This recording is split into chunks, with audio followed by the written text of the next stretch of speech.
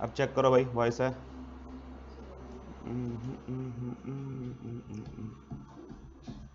Clear. चलिए, starting with paper number 2, that is corporate and other loss.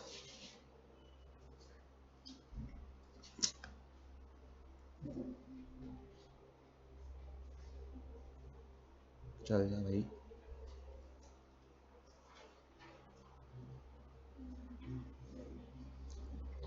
अगर आज की क्लास की बात करें तो will be taking complete introduction कि सिलेबस क्या है, क्या पैटर्न है एग्जाम का, अमेंडमेंट्स का क्या करना है हमने लॉ के अंदर, पढ़ने का तरीका क्या रहेगा, फ्लो क्या रहेगा, सारी बातें इसके अंदर कवर करेंगे। And then we will start with the first act. पहले एक्ट के साथ शुरू कर लेंगे।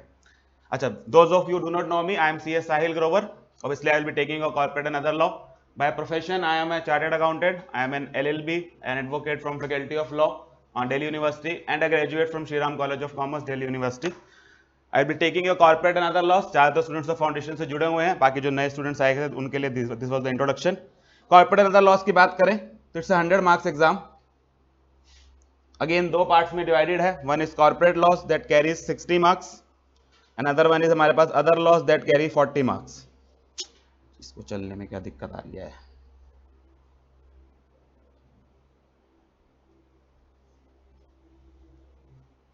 तो 60 मार्क्स की हमारी वेटेज कॉर्पोरेट लॉ की है और 40 मार्क्स की हमारी वेटेज अदर लॉस की है। पहले बात कर लेते हैं अदर लॉस की कि क्या कुछ इसके अंदर कवर्ड है। अदर लॉस के अंदर हमने टोटल 4 डिफरेंट एक्ट्स हैं जो कवर करने हैं। First one is contract act. Contract act वैसे तो हम फाउंडेशन में पढ़ के आए हैं, लेकिन उसका थोड़ा सा पार्ट ऐसा था जो हम फाउंडेशन में कवर नहीं करते, तो कॉन्ट्रैक्ट एक्ट 1872 का बाकी बचा हुआ जो पार्ट है वो हम यहाँ कवर करेंगे। अगर हम फाउंडेशन की बात करें तो हम फाउंडेशन में सेक्शन 1 से लेकर 75 of Indian contract act cover करके आते थे। लास्ट जो हम ब्रीच ऑफ कॉन्ट्रैक्ट की रेमेडीज पढ़ के आते थे, that was the last topic जो हमने कवर किया था। उसके बाद सेक्शन 76 से लेकर 123 तक ये आपके जो इंडियन कॉन्ट्रैक्ट एक्ट के हैं, ये ऐसे सेक्शंस हैं जो ऑलरेडी डिलीट हो चुके हैं। ये हमारे सेल्स ऑफ गुड्स एक्ट नाम से हम कवर करके आए थे। This have been repealed and replaced by sales of goods act. उसके बाद के जो सेक्शंस हैं वो आपको सीए इंटर में पढ़ाता है, तो बेसिकली 123 तक हम लोग वहां कवर कराए थे। उसके बाद सेक्शन 124 से लेकर सेक्शन 147 तक हमारा एक चैप्टर है जिसको हम नाम बोलते हैं इंडेमनिटी एंड गारंटी। जो अर्ली बैच के स्टूडेंट्स थे उनके साथ हम ये पूरा कवर कर चुके हैं। अगेन इसका कोई रेलेवेंस नहीं है, मतलब कोई रिलेशन नहीं है बाकी बचे हुए एक्ट्स के साथ। उसके बाद 148 से लेकर 181 तक हमारे पास हैं topics call bailment and pledge, ये भी एक चैप्टर है अपने आप में। एंड लास्टली हमारे पास है 182 से लेकर 238 तक कॉन्ट्रैक्ट्स ऑफ एजेंसी। तो ये 3 चैप्टर है हमारे पास जो हमने इंडियन कॉन्ट्रैक्ट एक्ट के यहाँ पे कवर करने हैं। बस बकायदा 3 चैप्टर ही हैं और आप हर चैप्टर से पेपर में अराउंड 5 मार्क्स का क्वेश्चन एक्सपेक्ट करते हैं। आपका 15 मार्क्स तक का कॉन्ट्रैक्ट एक्ट ये पेपर में कवर करते हैं। The most easiest part, the most scoring part जो आप लॉ के पेपर में देखेंगे, इससे ज्यादा प्रेडिक्शन आपको कहीं नहीं मिलेगी जहां वो केवल 3 चैप्टर पढ़ाता है और 3 चैप्टर में आपको बोलता है कि 15 मार्क्स का पेपर में पूछूंगा ही पूछूंगा। Limited of set of questions हैं, उन्हीं क्वेश्चन से रिपीट होकर आते हैं। यानी कि अगर आप टोटल 50 क्वेश्चन भी जो उनके आज तक आए हैं वो कवर कर जाएं, this part is done. This is the most easiest part, most scoring part, जहां से आप ये समझ के चलें कि पेपर में मार्क्स कटने की कोई उम्मीद नहीं रहती। कोई रीजन नहीं है मैं ये कहूं कि इनको इन्होंने यहां पर डाला है इसको कि शायद ये फाउंडेशन से टफर होगा, ऐसा कुछ नहीं है। बिल्कुल इररिलेवेंट सा टॉपिक उन्होंने बात की है कि कुछ टॉपिक काट के उन्होंने आपको यहाँ पे डाल दिए हैं, जबकि वो चाहते हैं तो पूरा का पूरा कॉन्ट्रैक्ट एक्ट आपका फाउंडेशन में कवर कर सकते थे। तो कोई डिफिकल्टी वाइज डिफरेंस नहीं है, बस उनका जो समझ उनकी बनाने वालों की, उन्होंने 3 चैप्टर यहां पर डाल दिए 15 मार्क्स के लिए। इसके आगे 239 से लेके 266 तक जो सेक्शंस थे इंडियन कॉन्ट्रैक्ट एक्ट के, ये अगेन रिपील हो चुके हैं। This is partnership act. तो आफ्टर डूइंग दिस सेक्शन हमारा जो इंडियन कॉन्ट्रैक्ट एक्ट है वो एक तरह से पूरा कंप्लीट हो जाएगा। 75 तक आप वहां कवर करके आए थे, बाकी 124 से लेके 238 तक ये 3 चैप्टर हैं जो हमने यहां पर इंटर लेवल के अंदर कवर करने हैं। ठीक है जी। नेक्स्ट जो हमारे पास इसके अंदर आता है that is negotiable instruments act. Other laws में जो हम दूसरा पढ़ेंगे that is negotiable instrument act. अब अगेन अगर हम नेगोशिएबल इंस्ट्रूमेंट्स की बात करें तो एक ऐसी टर्म है जो स्टूडेंट्स ने सुनी हुई होती है एटलीस्ट। इसके अंदर आप फाउंडेशन अपना 11th-12th में इसकी पहली बार जिक्र सुनते हैं, जहां bills of exchange, promissory note और चेक, 3 जो negotiable instrument, prominent negotiable instruments हैं, उनके बारे में बात करते हैं हम लोग। ठीक है, उसका थियोरेटिकल ज्यादा कवर नहीं करते, लेकिन उसका लगभग जो अकाउंटिंग है वो पूरा कवर करके आते हैं कि इशू कैसे होते हैं, एंडोर्स हो जाते हैं, डिसऑनर हो जाते हैं, वो सब बातें हमें कवर कराई जाती हैं। जब आप नेगोशिएबल इंस्ट्रूमेंट एक्ट की बात करोगे, it is the act which deals with this primarily this three instrument जो आप पढ़ के आते हैं, promissory note, bills of exchange and cheques. तीनों के बारे में हमने इन डिटेल इसका लीगल प्रोविजंस पढ़ने, ऑब्वियसली अकाउंटिंग वाले पॉइंट ऑफ व्यू से आप पहले पढ़ के आए हुए हैं, अब हम इसके लीगल प्रोविजंस पढ़ेंगे कि बेसिकली बिल्स ऑफ एक्सचेंज होते क्या हैं, इसकी पार्टीज क्या होती हैं, लायबिलिटीज क्या होती हैं, चेक्स का काफी डिटेल में जाना है हमें कि चेक्स होते क्या हैं। चेक्स के ऊपर आपने जनरली देखा होगा लोग दो कोने में दो लाइनें ड्रॉ कर देते हैं, उसका क्या मीनिंग है, उसको क्रॉसिंग बोला जाता है। आपने एक वर्ड सुना होगा, चेक क्लियरिंग के लिए भेजा गया। शायद फाउंडेशन आपके अकाउंट के क्वेश्चन में वर्ड आता है चेक सेंड फॉर क्लियरिंग। ये क्लियरिंग क्या बला होती है? एक बार आप चेक इशू कर देते हैं, सामने वाले बैंक में लगा आते हैं, तो सामने वाले के अकाउंट से पैसा डेबिट होकर आपके अकाउंट तक आने तक पीछे वर्किंग क्या होती है बैंकिंग की, तो वो सारी बातें इन्होंने नेगोशिएबल इंस्ट्रूमेंट में कवर की है। और नेगोशिएबल इंस्ट्रूमेंट के साथ एक इंपॉर्टेंट टॉपिक जो आता है वो होता है बाउंसिंग ऑफ चेक्स, कि अगर चेक्स इनसफिशिएंसी ऑफ फंड्स की वजह से, यानी कि पैसा कम होने की वजह से अकाउंट्स के अंदर अगर डिसऑनर हो जाता है तो उसकी लीगल पनिशमेंट्स हैं। Dishonour of cheque is a punishable offence, तो उसके लिए लीगल पनिशमेंट्स क्या है, लीगल तरीका क्या है केस फाइल करने का, वो सारा जो पार्ट है वो नेगोशिएबल इंस्ट्रूमेंट्स में कवर करेंगे। This act carries 15 marks again. अगर आप इसकी भी वेटेज देखेंगे तो 15 मार्क्स का है, काफी प्रैक्टिकल है, काफी ये कह लीजिए कि मार्केट से रिलेटेड है, कोई थ्योरेटिकल बातें नहीं पढ़ाते हैं। खासकर जो चेक वाला पोर्शन है वो तो आप डे टू डे लाइफ में देखते हैं होता हुआ, और ज्यादातर मैं फ्रैंकली बताऊं तो ज्यादातर स्टूडेंट्स को अभी भी कुछ चेक्स आए पड़े मेरे पास।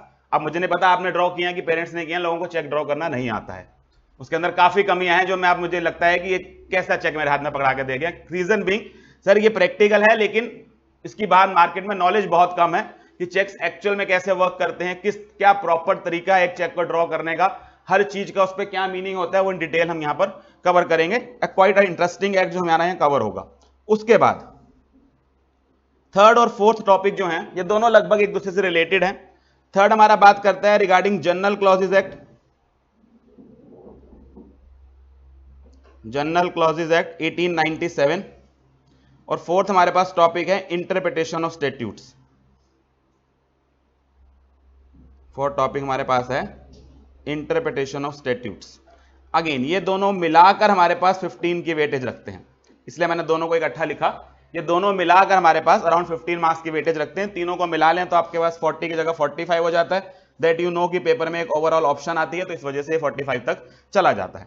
तो अगर हम इन दोनों की बात करें, कंपेरेटिवली न्यू है सिलेबस के अंदर आए हुए, न्यू इन द सेंस कि आपको पहली बार सीए इंटर में पढ़ाए जा रहे हैं। इससे पहले सीए आईपीसी हुआ करता था, जब हम सीए किया करते थे उस समय ये टॉपिक नहीं हुआ करते थे, वो आपको जनरल क्लॉजेज एक्ट टच नहीं कराता था। इनफैक्ट मैंने अपनी पूरी एलएलबी में, जहां में लगभग 40 एक्ट पढ़ा देते हैं, जनरल क्लॉजेज एक्ट नहीं पढ़ाया गया था। तो आप समझेंगे जनरल क्लॉजेज एक्ट एक नया हीरा है जो ढूंढ के लाए आप लोगों के लिए, सीए के बच्चों को पढ़ाते हैं। It is not that common act जो हर जगह पढ़ाया जाता है। पर्पस क्या है इस एक्ट को बनाने का? नाम ही बताता है बेटा, जनरल क्लॉजेज एक्ट। अब ये जनरल क्लॉजेज एक्ट में जनरल क्लॉजेज होते क्या हैं जिनके बारे में बात की जा रही है? Again these are provisions. इसको हम इस तरह से समझते हैं कि हम लोग कई एक्ट्स पढ़ के आए, हमने कॉन्ट्रैक्टेड पढ़ा, पार्टनरशिप पूरा हम कंप्लीट कर चुके फाउंडेशन में, सेल्स ऑफ गुड्स कर लिया, एलएलपी भी हमने कर लिया, कंपनी का भी टूटा फूटा इंट्रोडक्शन जो उन्होंने दिया 8-10 सेक्शंस का वो भी हमने किया। इतनी बात हमें समझ आई कि सर हम जो भी एक्ट उठाते हैं उस एक्ट में एक डेफिनेशनल सेक्शन होता है, और बाय चांस जितने भी हमने एक्ट उठाए सब में वो सेक्शन 2 था। आपने इंडियन कॉन्ट्रैक्ट उठाया, उसके सेक्शन 2 में डेफिनेशन थी, पार्टनरशिप में 2 में डेफिनेशन थी, यानी कि हर एक्ट के पास एक डेफिनेशनल सेक्शन होता है। और उसका पर्पस क्या होता है कि सर उनमें इस तरह के जो वर्ड्स हैं जो उस एक्ट में इस्तेमाल किए गए होते हैं, जगह जगह यूज हो रहे होते हैं, उनका मीनिंग दिया गया होता है। तो उस एक्ट को पढ़ते समय जब भी हमें उसकी जरूरत पड़ती है, इसलिए वो सबसे पहले एक तरह से डिक्शनरी के फॉर्म में लगा दिया जाता है कि आपने कंपनी एक्ट पढ़ना है तो ये डेफिनेशंस रही, जहां भी लगाओगे ये वर्ड्स आएंगे, इनका मीनिंग यहां से उठा लेना। अब कुछ वर्ड्स ऐसे होते हैं जो कि इतने ज्यादा कॉमनली यूज होते हैं कि ये हर एक्ट में होते हैं। जैसे कि मैं वर्ड बोलूं सेंट्रल गवर्नमेंट, ऑफिशियल गैजेट, हम लोग एक शब्द पढ़ के आते हैं कि ऑफिशियल गैजेट में पब्लिकेशन होनी चाहिए, notification, affidavit, year, month, property, ये शब्द ऐसे हैं जो ना आपको हर एक्ट में फैले हुए मिलेंगे। अब एक तरीका तो क्या था कि ईयर क्या होता है, सेंट्रल गवर्नमेंट किसको बुलाते हैं, ऑफिशियल गैजेट किसको बुलाते हैं, नोटिफिकेशन किसको बुलाते हैं, एफिडेविट क्या बला होती है, ये हर एक्ट के अंदर लिखना शुरू कर देते हैं। फिर आपको पार्टनरशिप में भी ईयर की डेफिनेशन मिलती है, पार्टनरशिप में भी सेंट्रल गवर्नमेंट की डेफिनेशन मिलती है, कंपनी में भी होती, इनकम टैक्स उठाते उसके अंदर भी होती, हर जगह होती। अब लॉ मेकर्स ने क्या सोचा कि इंस्टेड ऑफ इन वर्ड्स को बार बार हर एक्ट के अंदर, पता नहीं भारत में कितने कानून हैं, हर जगह गवर्नमेंट वर्ड आएगा हर कानून के अंदर, तो हर जगह इसको डिफाइन करने की बजाय उन्होंने एक अलग से एक्ट बनाया जिसका उन्होंने नाम दिया general clauses act. General clauses act में ब्रॉडली उन्होंने दो चीजें बताई, एक तो कुछ शब्दों की डेफिनेशन और कुछ में बहुत सारे शब्दों की डेफिनेशन, कुछ भी नहीं, जिसमें उन्होंने काफी सारे वर्ड जो जनरली किसी भी एक्ट में मिल जाएंगे आपको, उनकी डेफिनेशनों की लाइन लगा रखी है कि अगर आपको किसी एक्ट में ईयर देखना है तो ईयर का मतलब क्या होता है, जनरल क्लॉजेज एक्ट में डिफाइंड है। कहीं आपको प्रॉपर्टी का मीनिंग देखना है तो प्रॉपर्टी का मीनिंग यहाँ डिफाइन है। कभी आपको देखना हो सेंट्रल गवर्नमेंट किसको बुलाते हैं तो सेंट्रल गवर्नमेंट डिफाइंड है। मंथ वर्ड यूज किया जाए तो मंथ का मीनिंग क्या होता है वो डिफाइंड है। तो बेसिकली ऐसी डेफिनेशंस जो किसी भी एक्ट को पढ़ते समय लगाई जा सकती हैं, उनके लिए एक अलग से एक्ट बनाया गया, जनरल क्लॉजेज एक्ट। हाँ, ये एक्ट बनाते समय इतनी सावधानी उन्होंने जरूर बोली आपको कि देखिए इनमें जो हम शब्द डिफाइन कर रहे हैं ना, मान लीजिए इसके अंदर हमने फाइनेंशियल ईयर शब्द डिफाइन कर दिया, तो अब कई एक्ट होंगे जो अपनी डेफिनेशंस में भी फाइनेंशियल ईयर की डेफिनेशन देंगे। जैसे आप कंपनी एक्ट की बात करो तो कंपनी एक्ट फाइनेंशियल ईयर की डेफिनेशन देती है। अगर आप इनकम टैक्स एक्ट की बात करोगे वो तो खड़ा ही फाइनेंशियल ईयर असेसमेंट ईयर के ऊपर है, तो फाइनेंशियल ईयर की डेफिनेशन देता है। तो हमने कहा जी कुछ एक्ट होगा ऐसे वर्ड्स की डेफिनेशन दे रहे होंगे जो जनरल क्लॉजेज एक्ट में भी डिफाइन कर दिए गए हैं। तो हमने कहा जी जनरल क्लॉजेज एक्ट वहां नहीं लगेगा। बेसिकली जनरल क्लॉजेज एक्ट ना बेटा कार में जैसे होता है ना, स्टेपनी की जगह होती है कि अगर आपका मेन एक्ट मदद ना कर पा रहा हो तो उसको फिट करना है वहां पर, अदरवाइज बाकी सब अगर एक्ट में अपने आप पूरा है तो फिर जबरदस्ती जनरल क्लॉजेज एक्ट को वहां नहीं घुसाना। तो जनरल क्लॉजेज एक्ट बनाया किस पर्पस के लिए गया, इसके अंदर कुछ जनरली कंटेन्ड डेफिनेशंस हैं, कुछ ऐसे वर्ड्स हैं जो जगह जगह डिफाइन होंगे। अच्छा सर, क्या पूरा एक्ट केवल डेफिनेशन से भरा पड़ा है? नहीं, पूरे एक्ट डेफिनेशन से भरा हुआ गया तो हो गया पाना पेपर पास, क्या कितनी डेफिनेशन रटेंगे? तो सर कुछ वर्ड्स हैं, उसके अलावा कुछ जनरल एप्लीकेबल प्रोविजंस हैं, general applicable legal provision. Sir अब ये जनरल एप्लीकेबल लीगल प्रोविजंस क्या होते हैं? कुछ एग्जांपल्स उठाता हूं बेटा। एक जनरल एप्लीकेबल लीगल प्रोविजंस का एग्जांपल है कि मान लीजिए, या एक उसका भी एग्जांपल लेते हैं कि आप कोई भी एक्ट उठाइए, उसके अंदर जनरली आपको ना इस तरह की डेफिनेशन मिलेगी, इफ अ पर्सन कमिट्स फलाना फलाना ऑफेंस, या उसने ये बात पूरी नहीं करी, he shall be punishable with this much amount of punishment, he shall be imprisoned for 3 years, he shall be imprisoned for 2 years। आपको जहां भी वर्ड्स उठाएंगे ना, हर जगह ही लिखा मिलेगा। इससे एटीट्यूड ये समझ आता है कि देश में सारा, जिसे कहते हैं ना, गुनाह करने वाले लोग मेल होते हैं। उन्होंने एक्ट में ऑब्लिक शी लगाया ही नहीं, उन्होंने कहा बेचारी लड़कियां कहां ऑफेंस करती हैं। और ये बात एक्चुअल में बेटा कोर्ट्स तक पहुंची, जहां ये मुद्दे उठाए गए कि लॉयर ने ये कहने शुरू कर दिया कि हमारी क्लाइंट तो फीमेल है, एक्ट में ही लिखा है। बेटा अब वकील पे तो बाल की खाल निकालने वाले बात होते हैं ना, उन्होंने कहा शी लिखने में आफत आ रही थी लॉ मेकर्स को, शी क्यों नहीं लिखा? अब बेटा ये प्रॉब्लम्स की जगह जगह ये जेंडर वाली प्रॉब्लम आएगी, क्योंकि लॉ मेकर्स की शुरू से ना ये कह लीजिए कि एक आदत रही है कि लॉ में ना आपको मैस्कुलिन जेंडर का जिक्र ज्यादा दिखेगा, कि जहां भी आप देखेंगे जिसे कहते हैं जनरल वर्ड उठाया जाता है, तो जनरल वर्ड ना जनरली मैस्कुलिन जेंडर को, मेल जेंडर को रिप्रेजेंट करता हुआ मिलता है। तो ऐसा लीगल प्रोविजन उन्होंने जनरल क्लॉजेज एक्ट में डाला, इसको अब जनरल प्रोविजन कहेंगे। उन्होंने क्या कहा जी, कहीं भी अगर मेल शब्द का इस्तेमाल किया गया है, मेल शब्द को डिनोट करते हुए शब्द का इस्तेमाल किया गया है, तो उसके अंदर फीमेल शब्द अपने आप रीड कर लीजिए। इसलिए आप समझेंगे जहां जहां पर ही लिखा हुआ होगा ना, वो ही लिखने की जगह आप साथ में अपने आप ही शी या फेमिनाइन जेंडर साथ में पढ़ना शुरू कर दीजिए। तो this is a general provision जो उन्होंने जनरल क्लॉजेज एक्ट में डाला। ऐसी जनरल क्लॉजेज एक्ट में कई और प्रोविजन है। मान लीजिए एक जनरल प्रॉब्लम जो आती है, जैसे इंडिया में कंपनीज एक्ट 1956 था, ये रिप्लेस होकर कंपनीज एक्ट 2013 बन गया। अब सर 1956 एक्ट का जिक्र ना, इस 1956 एक्ट का रेफरेंस ना भारत के लगभग हर कानून में आ जाता है। आप इनकम टैक्स उठाओगे तो उसके अंदर जिक्र मिला होगा, यहां पर कंपनी का मीनिंग होगा जो कंपनीज एक्ट 1956 में डिफाइंड है। आप जीएसटी एक्ट उठाओगे, वहां पर लिखा होगा प्राइवेट कंपनी का, यहां मतलब वही होगा जो कंपनीज एक्ट 1956 में है।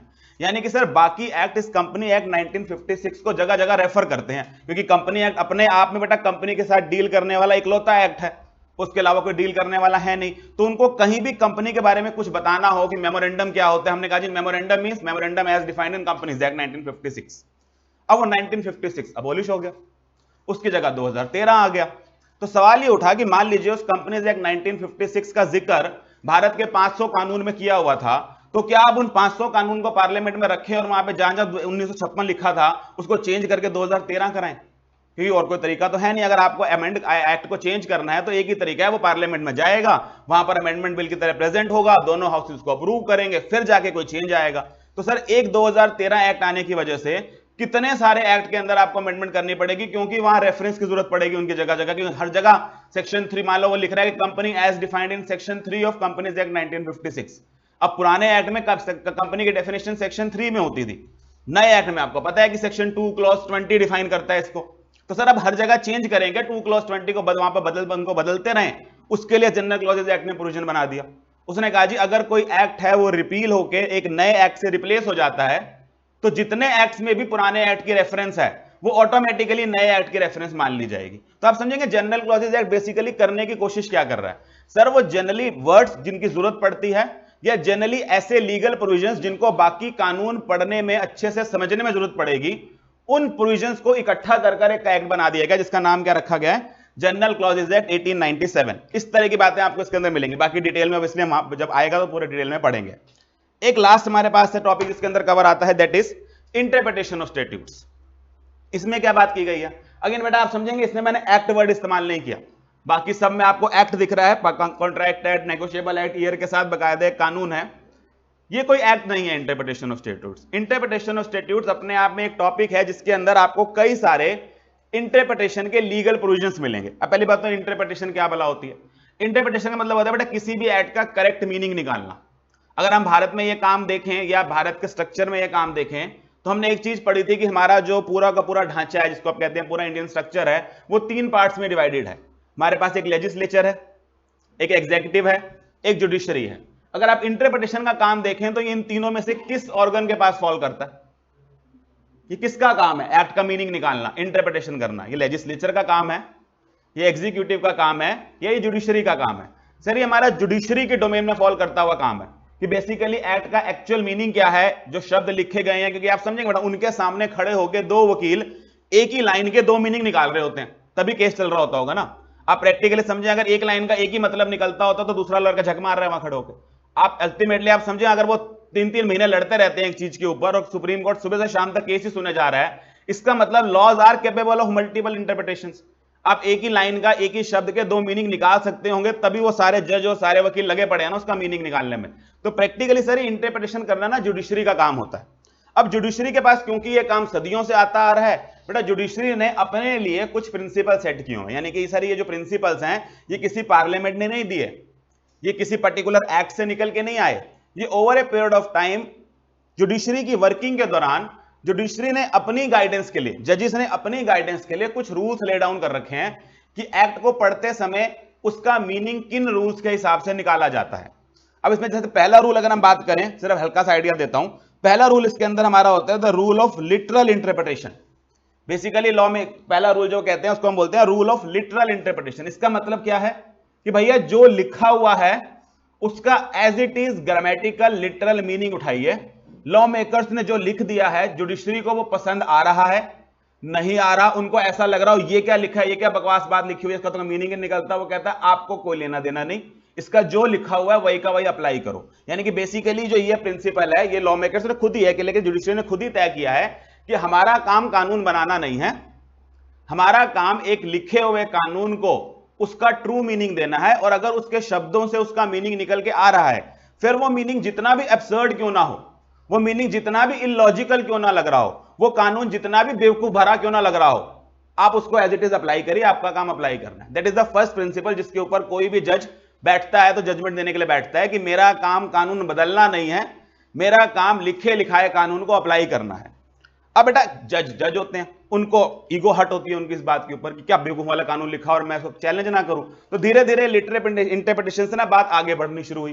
कुछ जजेस ने कहना शुरू किया कि नहीं, कई बार ना कानून इतना गलत ढंग से बनाया गया होता है, इतना बुरी तरह से ड्राफ्टेड होता है, इतना ज्यादा एम्बिगुअस होता है ना कि उसके अंदर अगर हम उसको एज इट इज अप्लाई कर देना तो सामने वाले के साथ इनजस्टिस होता है।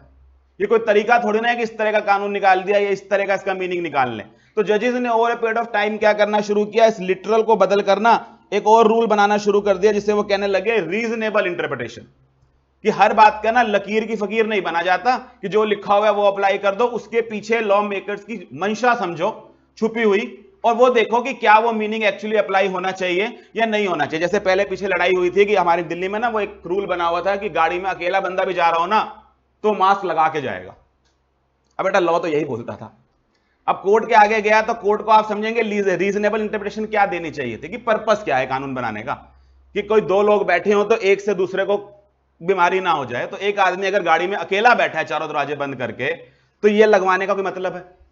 अब लॉजिकली होना चाहिए। अब बेटा आप समझे, जब ये कोर्ट में गया, कोर्ट ने उठाकर ना यहां नहीं गए, उन्होंने लिटरल लगा दी उन्होंने कहा लॉ ये कहता है कि कोई भी पर्सन ट्रेवल कर रहा होगा तो उसको मास्क लगाना ही पड़ेगा, और एक्चुअल में हाई कोर्ट से जजमेंट आई कि जो सिंगल बंदा भी गाड़ी में जा रहा होगा एज पर रूल उसको लगाना पड़ेगा। इसलिए पिछले 6 महीने से ड्रामा चल रहा था कि सिंगल बंदे को रोक रोक के भी कहते थे मास्क कहां है तेरा। सबको समझ आ रहा था लॉजिकली, कोई इसके पीछे लॉजिक नहीं है। बंदा भी लड़ता था कि क्या ड्रामा है कि जिस बंदे का, अगर इनफैक्ट लॉजिक तो ये कहता है कि घर के आदमी के साथ भी बैठे हो तो इसके साथ घर में आप बिना मास्क के बैठे हुए हो, उसको गाड़ी में किस बात का मास्क लगवाना। बट चलो ठीक है, आपने 2 के साथ फिर भी रखा, एक का तो कोई सेंस ही नहीं बनता था। फिर अब ये मैटर बेटा 6 महीने बाद दोबारा कोर्ट में आया।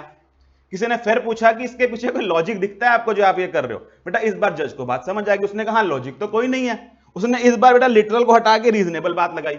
उसने कहा इसके पीछे कोई लॉजिक नहीं दिखता, इसलिए मेरे हिसाब से जब ये रूल बना होगा ना, इसका पर्पस ये होगा कि जब एक से ज्यादा व्यक्ति बैठा होगा ना तो जरूरत होनी चाहिए। और बेटा उसने इस रूल को खत्म कर दिया, इसलिए आज के डेट में आपको सिंगल पर्सन को नहीं लगाना पड़ता। तो मैं बेसिकली कहने की बात क्या कर रहा हूं कि सर वही कानून बेसिकली जज किस इंटेंशन से उस चीज को देख रहा है। अगर वो उस बात से देख रहा है कि भैया देखो मेरा काम कानून बनाना नहीं है, मेरा काम सिर्फ लिखे हुए कानून को अप्लाई करना है, फिर जितना बड़ा बेवकूफ भरा कानून क्यों ना हो मैं तो अप्लाई कराऊंगा सिर्फ, तो ऐसा जज आपको लिटरल इंटरप्रिटेशन फॉलो करता हुआ दिखाई देगा। कोई जज उससे आगे बढ़ेगा जो ये कहेगा कि मेरा काम यहां बैठ के सिर्फ जो लिखा हुआ है उसको अप्लाई करना थोड़ी ना है, मेरा काम है जस्टिस करना, कुछ सेंस बनना चाहिए जो मैं बोल रहा हूं उसका। वो क्या करेगा, वो रीजनेबल पे चला जाएगा कि छोड़ो वर्ड्स को, मैं उसके आगे का ट्रू मीनिंग निकालूंगा। तो ऐसे ना कई प्रिंसिपल्स हैं जिसके ऊपर बेसिकली जो कोर्ट्स हैं वो अपने जो लॉ मेकर्स के बनाए हुए कानून है उसको इंटरप्रेट करने की कोशिश करते हैं। तो इस तरह के लगभग 6-7 हमारे पास इंटरप्रिटेशन ऑफ स्टैट्यूट्स के लॉजिकल या कह लीजिए प्रिंसिपल्स हैं जिनको हमने यहां पर कवर करना है। तो this is all about other laws. जहां हमने अदर लॉज की बात करी कि 4 हमारे पास टोटल एक्ट हैं इसके अंदर। We have to start with Indian contract act, जहां पे 3 एक्ट हमारे चैप्टर हमारे साथ कवर्ड है। नेगोशिएबल इंस्ट्रूमेंट एक्ट है हमारा 15 मार्क्स का, और ये दोनों मिलाकर हमारे पास अराउंड 15 मार्क्स के आएंगे।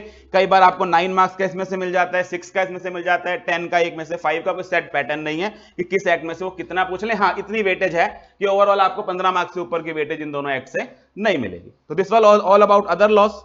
अब आ जाते हैं कंपनी एक्ट के ऊपर। अगर आप कॉर्पोरेट लॉ की बात करें, हम उसको बोल रहे हैं कॉर्पोरेट एंड अदर लॉज। तो कॉर्पोरेट लॉ में बेसिकली हम बात करने वाले हैं कंपनीज एक्ट 2013 की। अगेन कंपनीज एक्ट 2013 हम फाउंडेशन में पढ़ के आए हैं। कितने सेक्शन पढ़े थे वहां पर हमने इसके? 10 सेक्शन पढ़े थे। इफेक्टिवली जो लास्ट सेक्शन हमारे सिलेबस में था that was section 10। Total section हैं कितने सेक्शन है टोटल इसके अंदर? टोटल हमारे पास बेटा इस एक्ट में 470 सेक्शंस हैं। देयर आर टोटल 470 सेक्शन, जिसमें से आपको नन्हे मुन्ने बच्चों को जब फाउंडेशन में थे 10 सेक्शन पढ़ा गया, चलो खुश हो जाओ तुम्हें थोड़ा बार एक्ट पढ़ा दिया। बेटा बेसिकली कुछ नहीं किया उन्होंने, पता नहीं कोई लॉजिक ही नहीं है। वो जो वही 10 सेक्शन है वो दोबारा पढ़ाता है आपको, एज इट इज दोबारा पढ़ाता है, और सर वो पूछता नहीं होगा पेपर में, एज इट इज दोबारा भी पूछता है। तो अगर आप इंटर का पेपर भी उठाएं उसमें भी प्राइवेट कंपनी का क्वेश्चन आया हुआ होता है, डेफिनेशन, सेक्शन 8 कंपनी के क्वेश्चन आए पड़े होते हैं, ओपीसी के क्वेश्चन आए होते हैं। तो वो अननेसेसरी डुप्लीकेशन है। जो सेक्शन 10 तक हम आपको पढ़ा के आए थे वो एज इट इज दोबारा उन्होंने इंटर के सिलेबस में डाला हुआ है। अगर हम इंटर के सिलेबस की बात करें तो इन 470 सेक्शन, जिसको अगर आप एक्ट देखें तो 29 चैप्टर्स में डिवाइड करता है, और साथ में 7 शेड्यूल्स लगाए हुए हैं उसने पीछे। इसमें से वो आपको इंटर के अंदर भी सिर्फ सेक्शन 1 से लेकर सेक्शन 148 तक पढ़ाता है, जिसको आप कंपनी एक्ट के 10 चैप्टर्स बोल सकते हैं। आपने इतना पता ही होगा कंपनी एक्ट बेटा जो सेक्शंस हैं वो चैप्टर वाइज डिवाइडेड हैं, कि उन्होंने 470 सेक्शंस को ना टोटल 29 अलग अलग चैप्टर्स में बांट दिया। जैसे अगर मैं पहले चैप्टर की बात करूं तो उसका नाम है प्रिलिमिनरी, उसमें सेक्शन 1 और 2 है बस। उसके बाद अगला चैप्टर 2 आता है इनकॉर्पोरेशन ऑफ कंपनी, वो चैप्टर 3 सेक्शन 3 से लेकर 22 तक जाता है। फिर अगले चैप्टर का नाम है prospectus and allotment of securities, 23 से लेकर 42 तक जाता है। तो ऐसे उन्होंने सेक्शंस के बंडल बना के ना वो किस चीज के बारे में डील कर रहे हैं उसका एक चैप्टर बना दिया। ये बेसिकली सेक्शन 3 से 22 तक आप पढ़ोगे तो कंपनी कैसे बनाई जाती है, इनकॉर्पोरेशन के बारे में बात हो रही होगी। एक बार कंपनी बन गई तो वो पैसा रेस करेगी, prospectus and allotment of securities 23 से 42 में कवर कर दिया। उसके बाद किस किस तरीके से पैसा रेज हो सकता है, अगला चैप्टर रखा है शेयर कैपिटल एंड डिवेंचर्स। तो उस तरह से इन्होंने चैप्टर वाइज बांटा हुआ है। तो आपके पास टोटल 10 चैप्टर्स हैं जो इन्होंने आपको यहां पर कवर कराने हैं, सेक्शन 1 से लेकर 148 तक। तो सर बाकी बचे हुए 149 से 470 ये वो सीए फाइनल में पढ़ाएगा।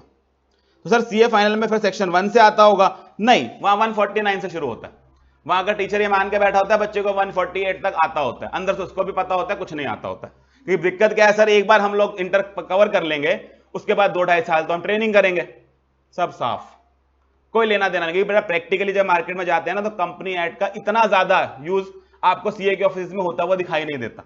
लेट्स बी रियलिस्टिक, क्योंकि आप क्या समझेंगे वहां ज्यादा जोर ना टैक्सेशन और ऑडिट पे लगा पड़ा होता है, क्योंकि सीए की मेन जिसे कहते हैं ना रोजी रोटी वो सीए की टैक्स और ऑडिट होती है। ये जो कंपनी एक्ट की फील्ड है ना, ये ज्यादातर कंपनी सेक्रेटरीज की मानी जाती है। लेकिन ये बात अलग है कि हम सीए को सब कुछ आता होता तो हमें चैन नहीं आता, तो ज्यादातर आपको सीए ये वाला काम करते हुए भी दिखाई दे जाते हैं, लेकिन ये एक्सपर्ट डोमेन उनकी है, क्योंकि हमारे एक्सपर्ट डोमेन क्यों नहीं है। अब हालात तो देखो बेटा, पढ़ाया कैसे जा रहा है कंपनी बच्चे को। सेक्शन 1 से 10 एक जगह पढ़ाते हैं, फिर कहते हैं 1 से 148 और जगह पढ़ाएंगे, फिर 3 साल बाद कहते हैं वो याद है 148, उसके आगे का 149 आप पढ़ाता हूं। तो आप समझेंगे बच्चे को क्या याद रहता है, वो बेचारा जोड़ता ही रहता है कि कोई चीज फाउंडेशन में पढ़ी थी, कोई चीज इंटर में पढ़ी थी, सब खत्म हो जाता है। इसलिए कंपनी एड वीक रह जाता है, वीक। और आप सीएस में ले चले जाओ तो बेटा फाउंडेशन, आप इंटर में जाओ वहां पूरा कंपनी एड पहले पढ़े और वही का वही पूरा फिर फाइनल में पढ़ाए जा रहे हैं। तो वो 2-2 बार पढ़ के आ रहे हैं उस चीज को, जो हम लोग टुकड़ों टुकड़ों में बिखर बिखर के 5 सालों में पढ़ाए चले जा रहे हैं। सिलेबस को पढ़ाने का तरीका गलत है, या तो ये एक साथ पढ़ा देते, ये हटा ही देते फिर अदर लॉ सारा और सीधा सीधा कंपनी एड पढ़ाते, कम से कम कुछ सेंस तो बनती बच्चे को कि जब उसको 149 पढ़ा रहे हो उसको पिछला आता पता नहीं है क्या है। लेकिन वो फाइनल के टीचर की प्रॉब्लम है कि 149 पढ़ाते समय 148 कैसे याद दिलाएगा आपको, वो उसकी टेंशन। तो फिलहाल अभी हमारे पास क्या है, मुझे एटलीस्ट बेनिफिट ये होता है कि बच्चा जब मेरे पास सेक्शन 11 पढ़ने आता है तो उसको 1 से 10 आता होता है, क्योंकि ताजा ताजा पढ़ा हुआ होता है उसने। लेकिन स्टिल क्योंकि हमारे सिलेबस का पार्ट है, हम सेक्शन 1 से ही शुरू करेंगे। We will start from very basic. तो जितना भी हमने सेक्शन 10 तक पढ़ा हुआ है वो पहले 4-5 क्लासेस में लगभग एक तरह से आपको फाउंडेशन की रिवीजन ही लग रही होगी। हाँ, कुछ जगह कुछ ऐसी बातें हैं जो उसने अगेन फाउंडेशन में भी मजाक किया था। जैसे सेक्शन 4 है, उसने आपको सेक्शन 4 में, अगर किसी को याद हो सेक्शन 4 में क्या था, सर ये मत पूछा करो, जैसे कैसे पास कर दिया पेपर, अब बार बार क्या याद दिलाना कि गलती से पास हो गया। तो सेक्शन 4 में क्या था, मेमोरेंडम ऑफ एसोसिएशन। उसके कंटेंट थे वो name clause, registered office clause, मंडी सब हिला रहे हैं, हाँ सर, बस कोई बताने वाला कोई और मिल जाए। तो उसके अंदर जो वो बात बोली गई है सेक्शन 4 के अंदर, बेटा वो सेक्शन 4 ना इनकम्प्लीट पढ़ाया गया। सेक्शन 4 में और बहुत कुछ है, उन्होंने सिर्फ उसका ऊपर से इतना सा टुकड़ा पढ़ाया और आपको कंटेंट्स ऑफ मेमोरेंडम नाम से पढ़ा के आगे चलते बने। तो फाउंडेशन में भी उन्होंने ये मजाक किया है कि करते करते क्या किया है कि पूरा सेक्शन पढ़ाने के बजाय थोड़ा सा पढ़ाया, बाकी इंटर में पढ़ा देंगे। तो आप समझेंगे प्रैक्टिकली जब आप 1 से 10 यहां पढ़ना शुरू करेंगे तो कई सेक्शनों में आपको ऐसा लगेगा कि सर नई बात आ रही है, ये फाउंडेशन में तो कवर नहीं थी, क्योंकि फाउंडेशन का सिलेबस ही उतना था जितना हमने वहां पे कवर कराया, कि फालतू बात नहीं बताते। तो वहां मैंने आपको बता दिया था कि सेक्शन 4 में कंटेंट्स ऑफ मेमोरेंडम है, सिर्फ कंटेंट्स ऑफ मेमोरेंडम नहीं है, सेक्शन 4 में 2 बातें और भी हैं।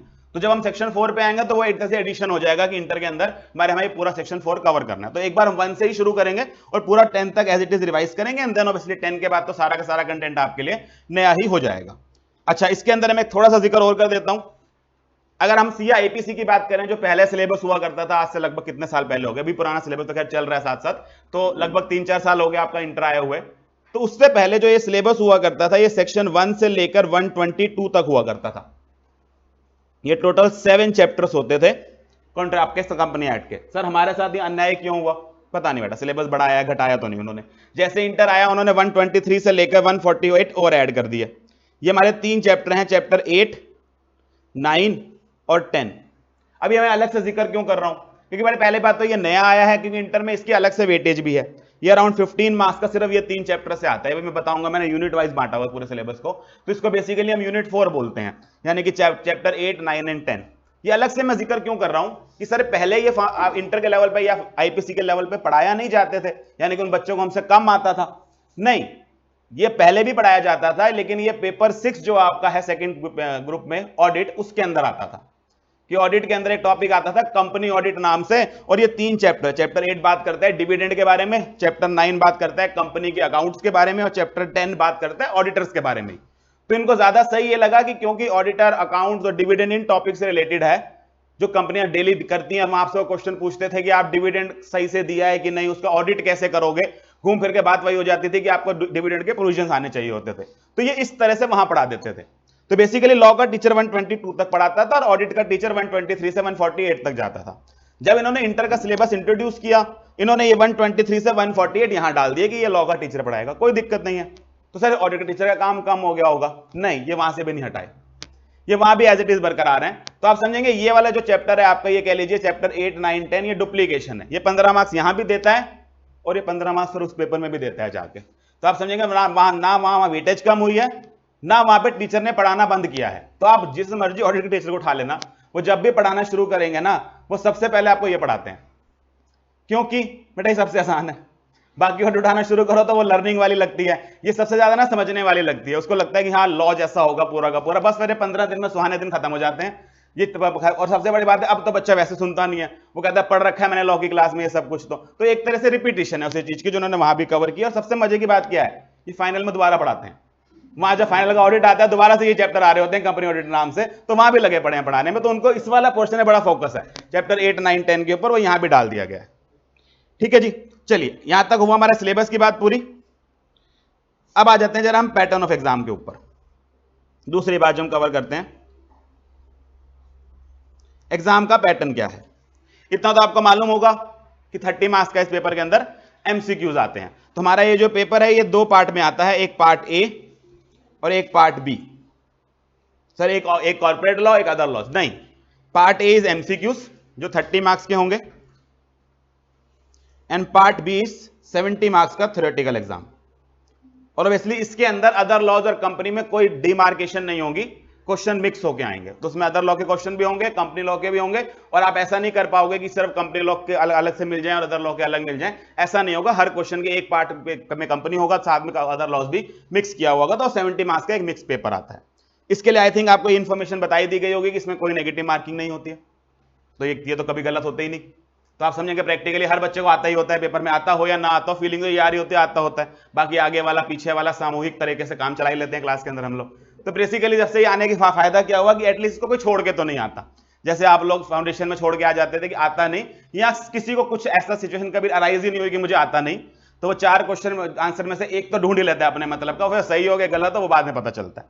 तो इसके अंदर प्रॉब्लम क्या है कि सर 30 मार्क्स का ही आया, इसके लिए आपको एक अलग से एमसीक्यूज की बुकलेट मिलती है, अलग से एक ओएमआर शीट मिलती है, वहां पर आपको उस पर अटेम्प्ट करके ओएमआर शीट के साथ आंसर बुकलेट वापस करनी होती है। क्वेश्चंस के बाहर नहीं आने देते वो, लेकिन ऑब्वियसली थोड़े बहुत आइडिया हमें लग जाते हैं कि क्या कुछ आया। एक तो बच्चों को याद नहीं होता, हम बच्चे से पूछते हैं बेटा तू पेपर दे के आया, उसने कहा हाँ जी।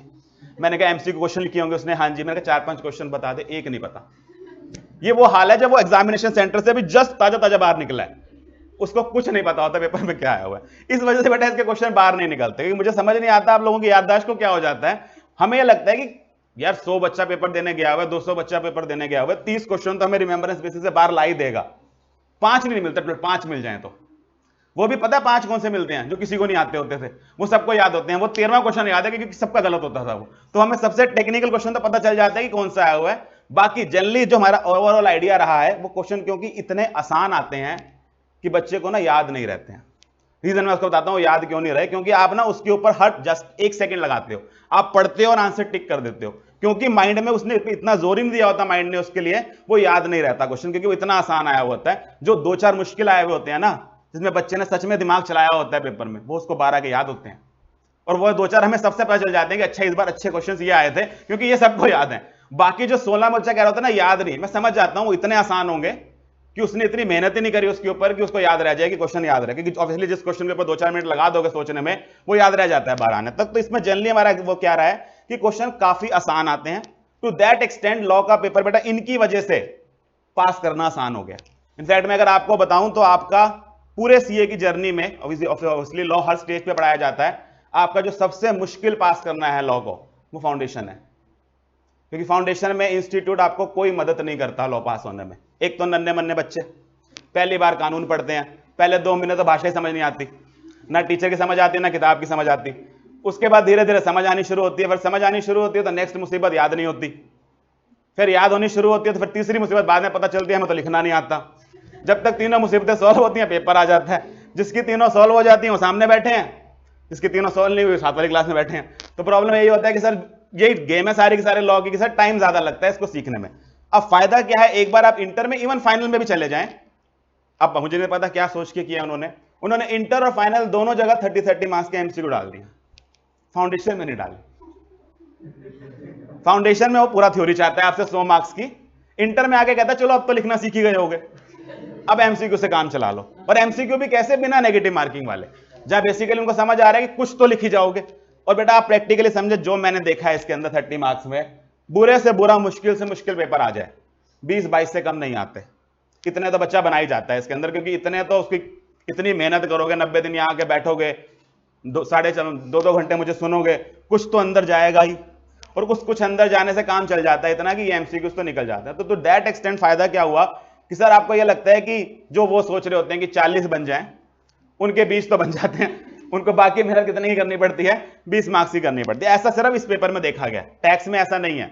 वहां के जो एमसीक्यूज आते हैं ना, वो भी बड़े तोप तरह के आते हैं, बच्चा उसमें घूमता रहता है कि चल क्या रहा है मेरे साथ। यहां जनरली ये देखा गया, खासकर जो अदर लॉस के आते हैं वो निहायत ही आसान होते हैं। मतलब आपको ये लग रहा होता है कि क्यों, फिर वैसे ही पास कर दो बच्चे को, अगर ऐसे तुमने क्वेश्चन पूछने थे। ऐसी हरकतें बेटा पहले फाउंडेशन में होती थी, जहां हम ये बच्चे को बोलते थे, फाउंडेशन से पहले भी ना सीपीटी होता था, जो कहने को एंट्रेंस एग्जाम होता था, बस उसमें सारे के सारे आते थे, सारे सारे निकल जाते थे कि चलो होगी एंट्रेंस। तो आप समझेंगे वहां ऐसे क्वेश्चन पूछे जाते थे जो आपको लगता था ये तो पास करने के लिए पूछे जा रहे हैं, कि बच्चा बस किसी तरह फिल्टर कर ले। तो लगभग ये एमसीक्यूज भी ना उसी लेवल के होते हैं। हाँ, मैं ये नहीं कहूंगा 30 में से 30 ही बिल्कुल वो पूछेगा, अब इसलिए सीए का एग्जाम है तो उसमें 2 4 5 तो उल्टे सीधे होंगे, बट टू दैट एक्सटेंट ही होंगे। मतलब 24-25 एमसीक्यूज ऐसे होंगे जो बड़े स्ट्रेट फॉरवर्ड होते हैं, और बाकी 5 भी कोई बहुत मुश्किल नहीं होते, वो बस उनके लिए होते हैं कि जो भगवान का नाम लेके आए हुए हैं कि कुछ तो आता होगा, उनको नहीं आता होता, जो पढ़ के गया होता वो भी अटेम्प्ट कर लेता है। अच्छा, दूसरा, इसके बाद होने के बाद क्या हुआ, इसके बाद अब जब पहली बार बेटा ये एग्जाम हुआ ना, जनरली लॉ के एग्जाम में जो ज्यादातर आपने भी देखा होगा या बाकी एग्जाम्स में भी पेपर पूरे नहीं होते। ज्यादातर प्रॉब्लम ये आती है कि काफी बच्चों के पेपर फाउंडेशन में भी पूरे नहीं होते। वो यही कहते हैं कि सर बड़ी मुश्किल से खींच खाच के एग्जाम पूरा किया। वो खींच खाच में भी आपको पता होता है आखिरी के 2 क्वेश्चन तो बस नाम मात्र के लिखे हैं कि बस टीचर को ये ना लगे कि छोड़ दिया हमने। आपको ये समझ आता है लिख के थोड़ा ना आया हूं मैं उसके अंदर, कुछ पूरा कर दिया कि हो गया जैसे कैसे। इसमें वो ज्यादा मुसीबत है। ऑब्वियसली जब आप इंटर में आते हो तो यहाँ तो ऑलमोस्ट प्रोबेबिलिटी नहीं होती थी कि पेपर पूरा हो जाए बच्चे का। खासकर प्रैक्टिकल तो छोड़ दो, थ्योरी नहीं पूरे होते थे। प्रैक्टिकल में तो गलती से एक क्वेश्चन अगर आपने करके काट दिया तो हो लिया काम, फिर तो छूटने ही वाला है पेपर, फिर तो भगवान नहीं बचा सकता आपको पेपर पूरा करने से। वो इस तरह से बनाया होता है कि वन फ्लो में कर दो तो 3 घंटे में हो जाता है। हल्का सा किसी ने किया और कहा ओहो गलत हो गया तो गए वो 10 मिनट में आखिरी में क्वेश्चन छूटने वाला। तो इस तरह का पेपर बनाया हुआ होता है उन्होंने। यहां भी यही था कि जो बच्चा थोड़ा सा सोच सोच के करता था कि हाँ सोचूं क्या याद किया था, वो आखिरी में एक आधे क्वेश्चन में अटक जाता था। जब पहली बार एमसीक्यू का पेपर आया तो 30 मार्क्स थे, क्योंकि एमसीक्यूज थे, थ्योरी सिर्फ 70 की पूछनी थी। अब ये बात तो बेटा समझते हैं, जितने में 30 मार्क्स के वो थ्योरी क्वेश्चन पूछेगा, जितना टाइम उसमें लगना चाहिए उतना टाइम 30 एमसीक्यू अटेम्प्ट करने में तो नहीं लगता होगा, क्योंकि 30 एमसीक्यू कितने मिनट में हो जाएंगे। पहली बात तो जो 15 मिनट का रीडिंग मिलता था बच्चा उसी में निपटा देता था कि ये तो फ्री में हो गए, बाकी 3 घंटा पूरा पूरा 70 नंबर के लिए। ऑब्वियसली हर बच्चा करते हैं क्या, कहते हैं क्वेश्चन पेपर पढ़ लो। कोई नहीं पढ़ता, वो कहता पढ़ लेंगे बाद में, पहले जहां से पास होना वो तो पढ़ने दो, क्योंकि वो आधा तो ये सोच के जाता है कि एमसीक्यू तो कर लूंगा, बाकी बड़ा मुझे आता है मैं पढ़ लूँ उसको, पहले इसको करता हूँ। ज्यादातर बच्चे क्या करते हैं, पहले 15 मिनट में, या कई जगह बेटा मिलती नहीं है पहले 15 मिनट में शीट, वो जब एग्जाम का बेल बजता है तब पकड़ाते हैं एमसीक्यू, क्योंकि पहले नॉर्मल पकड़ाते हैं कि ये पढ़ो। तो बच्चा जैसे कैसे टाइम पास कर रहा होता है उसमें अंदाजा लगा रहा होता है कितने बन जाएंगे मेरे।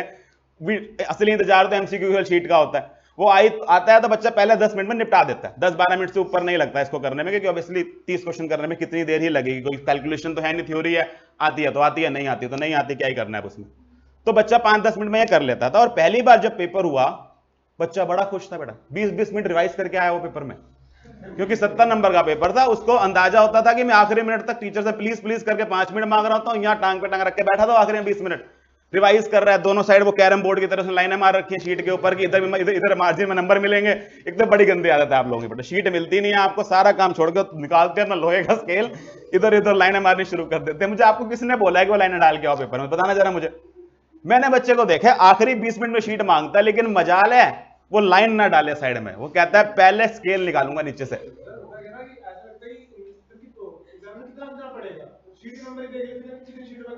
हाँ बस यही तो दिक्कत है बेटा, आपको ऐसा लगता है एग्जामिनर पागल है। पता सीए ने कितने पेपर दिए होते हैं, उसने पूरी जिंदगी पेपर दे के काटा है। तो जितने आपके पास वो नुस्खे हैं ना कि टीचर को हम बेवकूफ बना देंगे, ये क्या है कि मैंने शीट ज्यादा लिख दी। कुछ बच्चे तो क्या करते हैं, जो पॉइंट पिछले पेज पे होता है अगले पेज दोबारा पलट के वही लिख देते हैं कि पिछले पेज वाला याद थोड़ी ना होगा टीचर को।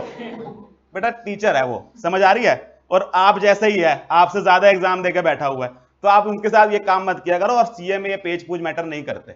और फ्रैंकली अब जो आप वो मार्जिन डाल के आते हो ना, उसका कोई मीनिंग नहीं है, क्योंकि टीचिंग जो चेकिंग होती है वो इलेक्ट्रॉनिकली होती है, वो आपके उस मार्जिन में नंबर नहीं देता है। वो फिजिकल पेपर जाने बंद हो गए कब के, अब उसके पास स्कैंड कॉपी जाती है, उसको बॉक्स में नंबर एंटर करना होता है। तो वो एक कैरम बोर्ड या रेल की पटरी जो बनाते हो दोनों साइड, वो बनानी बंद कर देना, उसकी जगह पेपर में लिख लेना कुछ बैठ के। अभी भी बच्चों को वही आदत होती है कि पेन कॉपी लेकर दोनों साइड लगा हुआ होता है। तो बच्चे ने सब किया इस पेपर में, और इंस्टीट्यूट को भी समझ आया, रिजल्ट बड़ा अच्छा है एक्सेप्शनली। मुझे लगा पढ़ाना बंद करना पड़ेगा क्योंकि कोई पढ़ने नहीं आएगा उस पेपर के अंदर, वैसे ही पास होने वाले हैं। लेकिन इंस्टीट्यूट उसने बेटा अगली बार पैटर्न बदला और वहीं से पैटर्न अराइज हुआ। अब जो ये पैटर्न है 70 मार्क्स के लिए, उन्होंने फिर ये पैटर्न ऐसा कर दिया है कि अभी 3 घंटे में पूरा नहीं होता, क्योंकि उन्होंने 70 मार्क्स के लिए इतना कुछ पूछना शुरू कर दिया है कि उसमें नंबर ऑफ क्वेश्चंस इतने ज्यादा हो जाते हैं कि वो पूरे नहीं हो पाते। एक बार पैटर्न देखते हैं इसका क्या है। इस 70 मार्क्स के लिए आपको 5 क्वेश्चंस मिलेंगे पेपर में, ऑब्वियसली क्वेश्चन 1 से लेके 5 तक। क्वेश्चन 1 जो है ये कंपलसरी होगा, और क्वेश्चन ऑब्वियसली 2, 3, 4, 5 में से आपको कोई 3 क्वेश्चंस करने होंगे, एनी 3। अब अगर इसकी आप बात करें वेटेज की, ये बड़ा नायाब वेटेज है बेटा। कोई मतलब पहली बार भारत के एग्जाम में किसी ने ऐसी वेटेज ढूंढी होगी। उन्होंने कहा जी पहला कंपलसरी क्वेश्चन 19 मार्क्स का, कोई 19 मार्क्स बेटा, किसी पेपर में 19 मार्क्स का पेपर नहीं आता, हमारे 19 नंबर का आता है। उसने कहा जी उसके बाद बाकी क्वेश्चन 17 नंबर के। ये वो हरकत है जब बच्चे का पेपर पूरा नहीं कराना होता, ये ऐसा दिमाग ना तब चलता है। उन्होंने कहा 17 नंबर के, तो इन 17 में से कोई 3 कर लेना, 51, बाकी 19 नंबर कंपलसरी है ही, तो ऐसे 70 पूरा होता है। अब ये 19 नंबर की क्या इन्होंने हरकत करी, उन्होंने कहा जी 19 नंबर के पहला कंपलसरी क्वेश्चन जो हम इसमें वो करेंगे, इसमें आपको जनरली क्वेश्चंस मिल जाते हैं 5, 5, 5 और 4 के 4 क्वेश्चन होते हैं इसके अंदर। एक एक्ट कोई टच नहीं किया होता, बाकी लगभग हर एक्ट को कोशिश करता है कि यहां कवर करता है, 5, 5, 5, 4 के। उसके बाद आपके पास आते हैं ये वाले क्वेश्चन 17 मार्क्स वाले। अब इन 17 मार्क्स वाले क्वेश्चन में ना कोई सेट पैटर्न नहीं है। ये पैटर्न फिर भी लगभग ठीक है कि हर बार ऐसा ही आता है, ज्यादातर हमने देखा ये सेम रहता है। उसके बाद आपको क्वेश्चन मिल जाएंगे 6, 4, 4, 3 के, आपको क्वेश्चन 3, 3, 4, 4, 3 ऐसे मिलते हैं। उसके बाद आपको क्वेश्चन मिलते हैं 6, 2, 2, 4, 3 के। एक बार हमने पेपर में क्वेश्चन देखा है 2, 1, 3, 4, 4, 3 और इस 3 के साथ एक 3 की चॉइस। सर ये क्या मजाक है बेटा? मजाक बताने का मतलब ये है कि 17 नंबर का आएगा, बस इतना पता है।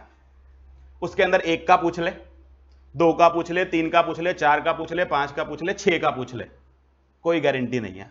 और मजे की बात पता है क्या है? वही केस स्टडी जो एक अटेम्प्ट में 3 मार्क्स की आती है, वो अगले अटेम्प्ट में 4 की आती है, उससे अगले अटेम्प्ट में 6 की भी आती है। तो आप प्रैक्टिकली समझेंगे सर 6 मार्क्स की केस स्टडी आ जाए या 3 मार्क्स की आ जाए, क्या आपका आंसर बदल जाएगा? आंसर तो सेम रहेगा। तो सर इससे पेपर लेंथी होता है कि आप केस, अगर वो 3-3 नंबर में केस स्टडी डालना शुरू कर देगा तो हम कितनी केस स्टडियों का आंसर ढंग से दे पाएंगे उसको? फिर वही आपको इंट्रोडक्शन लिखनी पड़ेगी, फैक्ट्स लिखने पड़ेंगे, कंक्लूजन लिखने पड़ेंगे। सर 6 में आए तो भी उतना ही लिखना होता है, 3 में आए तो भी उतना लिखना होता है, ऐसे पेपर लेंथी होता है। तो पहले उन्होंने स्टार्टिंग में ना तमीज से पूछा था पेपर कि 6 नंबर का, 4 नंबर, 3 नंबर का क्वेश्चन, बस ठीक है जी, 3 पार्ट से ज्यादा नहीं होने चाहिए। अब तो क्वेश्चन के पार्ट ही खत्म नहीं हो रहे होते, part A, B, C, D, E, F तक चले जाते हैं उसके अंदर। फिर आप टीचर के और नाक में दम करते हो, 6 का A कहीं लिखते हो, उसके बाद 5 का D लिखते हो, फिर 4 का F लिखते हो। टीचर मत्था पकड़ लेता है कि चल क्या रहा है, कौन सा क्वेश्चन 3 का था, कौन सा क्वेश्चन 2 का था। फिर मैं बताऊं क्या करना शुरू करता है, वो सेफ साइड में ना सब में 2 डालना शुरू कर देता है कि 2 का तो होगा मिनिमम, उसको चेक नहीं करना पड़ेगा। इसलिए कहता हूं गंदी हरकत मत करके आया करो पेपर में, क्योंकि एग्जामिनर को ये याद नहीं होता कौन सा क्वेश्चन 6 का है, कौन सा 4 का है, कौन सा 3 का है, कौन सा 2 का है। जब आप उठपटांग मिक्सिंग करते हो ना आपस में, फिर वो क्या करना शुरू करता है, बार बार क्वेश्चन पेपर पलट के ढूंढने की जगह कि 6 का था कि 4 का था, वो एक सेफ नंबर डालना शुरू कर देता है जो हर नंबर में पूरा होता है, और वो नंबर ना 2 होता है फिर, क्योंकि 2 से कम का क्वेश्चन नहीं होता, उसका पता होता है 1 का तो ट्रू फॉल्स था पेपर में, वो तो ढूंढ लूंगा कहां पर है। ये हरकत तब होती है, ये इनके साथ होती है जो ना पेपर में पैटर्न उल्टा नीचा करते हैं, क्योंकि आप टीचर को कंफ्यूज करते हो वहां बैठ के कि उसको जैसे कैसे मुश्किल से उसको याद होता है कि 3 के अंदर 6, 6, 4 के क्वेश्चन थे। अब आप 3 का एक पार्ट कहीं करते हो, दूसरा आखिरी में पड़ा होता धक्के खाता हुआ कि यहां पे लिखा हुआ, वो क्यों? क्योंकि बच्चे को आता नहीं होता, एक तो वैसे आता नहीं होता, ऊपर से आखिरी में किया, टीचर को नंबर वैसे नहीं पता थे, उन्हें 2 नंबर डाल दिए, बच्चा भी खुश कि ठीक है 2 तो मिल गए, क्या दिक्कत है। और जनरली होता है क्या, जिसने सही लिखा होता है वो रोता है, और वो हमारे पास जनरली आके रोता हुआ क्या कहता है, सर 4 नंबर का था, बिल्कुल ठीक है, 2 क्यों दिए हुए हैं? अब प्रॉब्लम क्या है बेटा, अगर 4 नंबर के क्वेश्चन पे 2 डल गया ना, आप कहीं चले जाए इस पूरे भारत में, उस 2 को 4 कोई नहीं करा पाएगा। There is nothing called revaluation, there is only retotalling, और कुछ नहीं होता। आप जितना मर्जी वो डालते रहिए, वो 2 ही रहेगा, उसको चैलेंज करके कोई 3 नहीं करेगा पेपर में। तो इस बात का ध्यान रखिएगा, पेपर वाले को प्लीज परेशान मत करिएगा, जिस पैटर्न में क्वेश्चन आया हुआ है उसी में करिए, नहीं आता जगह छोड़ दीजिए। खाली पड़ी होगी कोई बात नहीं, लास्ट में नहीं होगी, खाली पड़ा रहने दीजिए। लेकिन ये वाली हरकत मत करना कि 1 का ए पार्ट कहीं है, फिर उसके बाद 2 का फिर बी पार्ट कहीं है। सारे क्वेश्चंस के एक पार्ट प्लीज एक ही जगह करके आइएगा। उसका मैं कारण बता रहा हूं क्योंकि पेपर का पैटर्न बहुत टफ है। सारे क्वेश्चन अगर आगे जगह ऐसे हम पढ़ेंगे ना, उसमें सारे क्वेश्चन 5 नंबर के होते हैं, फिर कोई दिक्कत नहीं। अब आगे पीछे कर भी तो एग्जामिनर को क्या होगा, क्वेश्चन याद ही हो जाते हैं, यही पूछे हुए थे, तो वो दे देगा नंबर। लेकिन जब ऐसा पैटर्न होता है ना, तो बड़ी दिक्कत आती है, क्योंकि प्रैक्टिकली हम भी चेक करते हैं पेपर, हमें रियलाइज होता है कि ये दिक्कतें हैं, और एग्जामिनर अपनी जगह ठीक है, उसको जब शीट चेक करनी होती है ना, वो परेशान हो चुका होता है, कोई बच्चा आगे कर रहा है कोई पीछे कर रहा है, तो वो सेफ साइड वाला मार्क्स देना शुरू करता है, इसलिए वो वाली हरकत मत करिएगा। तो चलिए जी, ये हो गया हमारा पैटर्न वाली बात पूरी। सर ये हो गया पैटर्न का काम पूरा। अच्छा सर, दूसरी बात मुझसे बच्चा पूछता है कि सर एमसीक्यू के लिए अलग से कोई प्रैक्टिस करने की जरूरत है कि एमसीक्यू के लिए अलग मेहनत करनी पड़ेगी? बट आप प्रैक्टिकली समझें, अगर मैं आपको एमसीक्यू के लिए पढ़ाता तो आप मेरे से पूछते कि सर आंसर लिखने के लिए अलग मेहनत करनी पड़ेगी, मैं कहूंगा बिल्कुल ही करनी पड़ेगी। लेकिन अगर आपने एक आंसर को थ्योरी के हिसाब से किया हुआ है, अगर वो उसमें से एमसीक्यू पूछ लेता है, तो क्या आपको अलग मेहनत करने की जरूरत है? मैं मान लीजिए आपको फाउंडेशन के आज आपको सेल्स ऑफ गुड्स ऐप के एमसीक्यू पकड़ा दूं, क्या उसके लिए अलग से कोई किताब लेके आपको एमसीक्यू प्रैक्टिस करने पड़ेंगे? नहीं। तो ये बेवकूफी है कि आप ये कहें कि सर एमसीक्यू की कोई किताब आएगी, हम उसमें 200 पेज, हर चैप्टर के 200 एमसीक्यू दिए होंगे, हम 500 एमसीक्यू तैयार करके जाएंगे। आप 500 क्या 2000 करके चले जाइए, इंस्टीट्यूट के पास फिर नए सवाल होंगे, ये गारंटी है। आप जितने मर्जी करके चले जाइए, अगर आप 200 भी करने चले जाएंगे ना कि मैं पेपर वाले दिन 200 प्रैक्टिस करके चले जाऊंगा, उसमें से 2 भी पेपर में आ जाए, मेरा नाम बदल देना, 2 भी नहीं आएंगे, क्योंकि इंस्टीट्यूट नया क्वेश्चन बनाने में माहिर है, और एमसीक्यू में बेटा कोई लिमिट नहीं है, जितने मर्जी क्वेश्चन बनाए जा सकते हैं, वो कुछ भी पूछ सकता है। इसलिए फोकस यह होना चाहिए कि हमें सिलेबस आता है, क्योंकि एमसीक्यू पूछा जाएगा, इसलिए छोटी छोटी बातें आती हैं, उसके लिए अलग से तैयारी करने की जरूरत नहीं है। लेकिन फिर भी आपकी मन की तसल्ली के लिए मैंने जो आपकी बुक्स दी हैं, उसके अंदर ढेर सारे एमसीक्यूज दे दिए हैं, ताकि आपकी जो आपका ये कीड़ा है कि हम प्रैक्टिस करके ही जाएंगे, कर लेना। बुक के पीछे अच्छे खासे किए हुए, ज्यादातर बच्चे नहीं करते, मैं फोर्स भी नहीं करता, करिए, सिर्फ 5-10 भी कर लेंगे हर चैप्टर के लिए, मेरे हिसाब से ठीक है। बाकी अगर आपको लगता है कि आपको एमसीक्यू की प्रैक्टिस की जरूरत है, तो बुक के अंदर एमसीक्यू मिल जाएंगे, आप वो भी कर सकते हैं, कोई दिक्कत नहीं है। लेकिन जो बच्चा थ्योरी कर लेता है, उसको एमसीक्यू में ज्यादा मेहनत करने की जरूरत नहीं पड़ती है। ठीक है जी, ये वाली बात होगी, निपट गई। अब आ जाते हैं तीसरी बात के ऊपर, बुक्स कि किस किस तरह से किताबें मिलने वाली हैं। अब इसलिए इंस्टीट्यूट की तरफ से बुक आएगी, जो फाउंडेशन में भी आई थी, संभाल कर रखिएगा, पूजा करिएगा, तो क्योंकि अल्टीमेटली सिलेबस तो बेटा वही है। तो अब होगा क्या, यहां भी अगेन बुक आएंगी, अगेन स्टडी मटेरियल हमारी तरफ से अपना मिलेगा, एज इट इज आपका ये मान के चलिए जो स्टडी मटेरियल मिलेगा आईसीआईसी का, उसी का ही रिफाइंड वर्जन है। मैं कहूंगी मैंने कुछ नया ऐड किया नहीं, एक लाइन भी मैंने फालतू नहीं ऐड करी। पर्पस सिर्फ इतना है कि जो वो वाला मटेरियल होता है वो कई बार प्रॉपर ढंग से अरेंज्ड नहीं होता, ऑब्वियसली उसके साथ जो साथ क्वेश्चन आए हुए होते हैं पास क्लियर के, वो लगे हुए नहीं होते हैं। तो हमने सिर्फ अपनी बुक में क्या किया है, उसको पॉइंट्स फॉर्म में तोड़ के उसके साथ जो क्वेश्चंस आज तक आए हुए हैं उस टॉपिक के, वो साथ में चिपका दिए। That is the only difference between my book and the institute book. बाकी ऑब्वियसली सिलेबस वही है, जो बच्चा इंस्टीट्यूट की बुक पढ़ना चाहते हैं हम कभी मना नहीं करते, आप इंस्टीट्यूट की बुक बिल्कुल पढ़िए, क्योंकि सिलेबस वही है, उसके बाहर से एक वर्ड एक शब्द भी नहीं आएगा। हाँ, हमारी किताब भी पढ़ेंगे तो उसके अंदर भी एक शब्द फालतू नहीं मिलेगा, क्योंकि आपको लगभग सारा वही मिलेगा, बस थोड़ा प्रेजेंटेशन उसके अंदर बदल दिया गया होगा। तो आप बुक्स की बात अगर करें तो बुक्स के अंदर मैं आपको 3 सेट ऑफ बुक्स दूंगा। एक आपके पास पार्ट 1 आएगी, अर्ली बैच वाले बच्चों के पास ऑलरेडी आ चुकी है, ये अदर लॉज की बुक है ये, जहां पर ये चारों के चारों अदर लॉज इसके अंदर कवर्ड होंगे। देन उसके बाद जो कंपनी की बुक है वो पार्ट 2 में आएगी, और ये 2 पार्ट्स में आएगी, there will be 2A and 2B। सिर्फ कैरिंग की कन्वीनियंस के लिए मैंने किया है कि क्लास में ले आने में आसानी होती है, दोनों एक साथ बना दो, बड़ी बड़ी बल्कि हो जाती है, कोई डिफरेंस नहीं है। 2A के अंदर हम लोगों ने आधा सिलेबस कवर किया है, बाकी 2B के अंदर आधा सिलेबस कवर किया हुआ, तो this is how you will get companies act की बुक। अच्छा, इसके अलावा हमारे पास क्वेश्चन बैंक। अब फाउंडेशन है बेटा, मैंने पूरा एक क्वेश्चन बैंक दिया था बच्चों को, जहां पे मैं लगभग क्या करता हूं कि सारे के सारे जो पास क्लियर क्वेश्चंस हैं, आरटीपी हैं, एमटीपी है, क्योंकि इंस्टीट्यूट ना अलग अलग सोर्सेज से आपको क्वेश्चंस देता है। बच्चे के लिए अपने आप इतने सोर्सेज को इकट्ठा कर पाना बड़ा मुश्किल है। लेट्स बी वेरी फ्रैंक, आपको मैं कहूं कि आप पिछले 5 आरटीपी ढूंढ लो, पिछले 10 एमटीपी ढूंढ लो, उसके बाद सारे सजेस्टेड आंसर ढूंढ लो, बच्चा कहता है ढूंढते रहेंगे पेपर आ जाएगा, तो प्रैक्टिकली समझे बड़ा मुश्किल हो जाता है। तो वो वाला काम हमने कर दिया। जितने भी क्वेश्चंस आज तक इंस्टीट्यूट ने इशू किए हैं, इंक्लूडिंग द लास्ट अटेम्प्ट जो हुआ है, वो सारा का सारा एक क्वेश्चन बैंक फॉर्म में प्रॉपर आंसर्स के साथ, जो भी उसका सजेस्टेड आंसर बनना चाहिए विद प्रॉपर फॉर्मेट, वो आपको मिल जाएगा। फाउंडेशन ने मैंने जो किया था बेटा, ये क्वेश्चन बैंक बच्चों को अलग से दिया था। ज्यादातर स्टूडेंट जो मेरे से पढ़े हुए हैं, पहले तो कितने पुराने बच्चे जो फाउंडेशन में पढ़े हुए हैं क्वेश्चन बैंक करके गए थे नलायक को, कोई समझदारी, कोई ईमानदारी से कोई तो बताओ कि सर मैं करके नहीं गया था।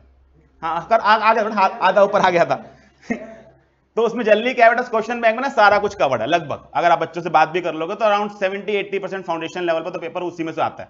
अभी बच्चा किस हद तक उसको कवर करके गया है वो उसकी ईमानदारी। इंटर में भी लगभग कहानी सेम ही है। अगर आप अदर लॉस की बात कर लो तो ये वेटेज 90% तक चली जाती है, जहां पे 90% क्वेश्चन वही होता है जो पहले पूछा गया होता है।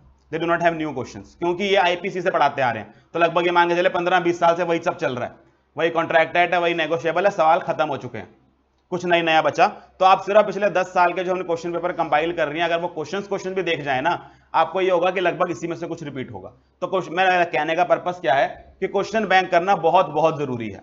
अगर आप सिर्फ सिलेबस करके जाएंगे और क्वेश्चन बैंक नहीं करके जाएंगे, then that is the biggest mistake जो आप लॉ के पेपर में करने वाले हैं। आपको पुराने क्वेश्चंस करने जरूरी हैं, तब जाके कॉन्फिडेंस आएगा और तब जाके पेपर में कुछ समझ भी आएगा कि हाँ ये क्वेश्चन मैंने पढ़ा हुआ है।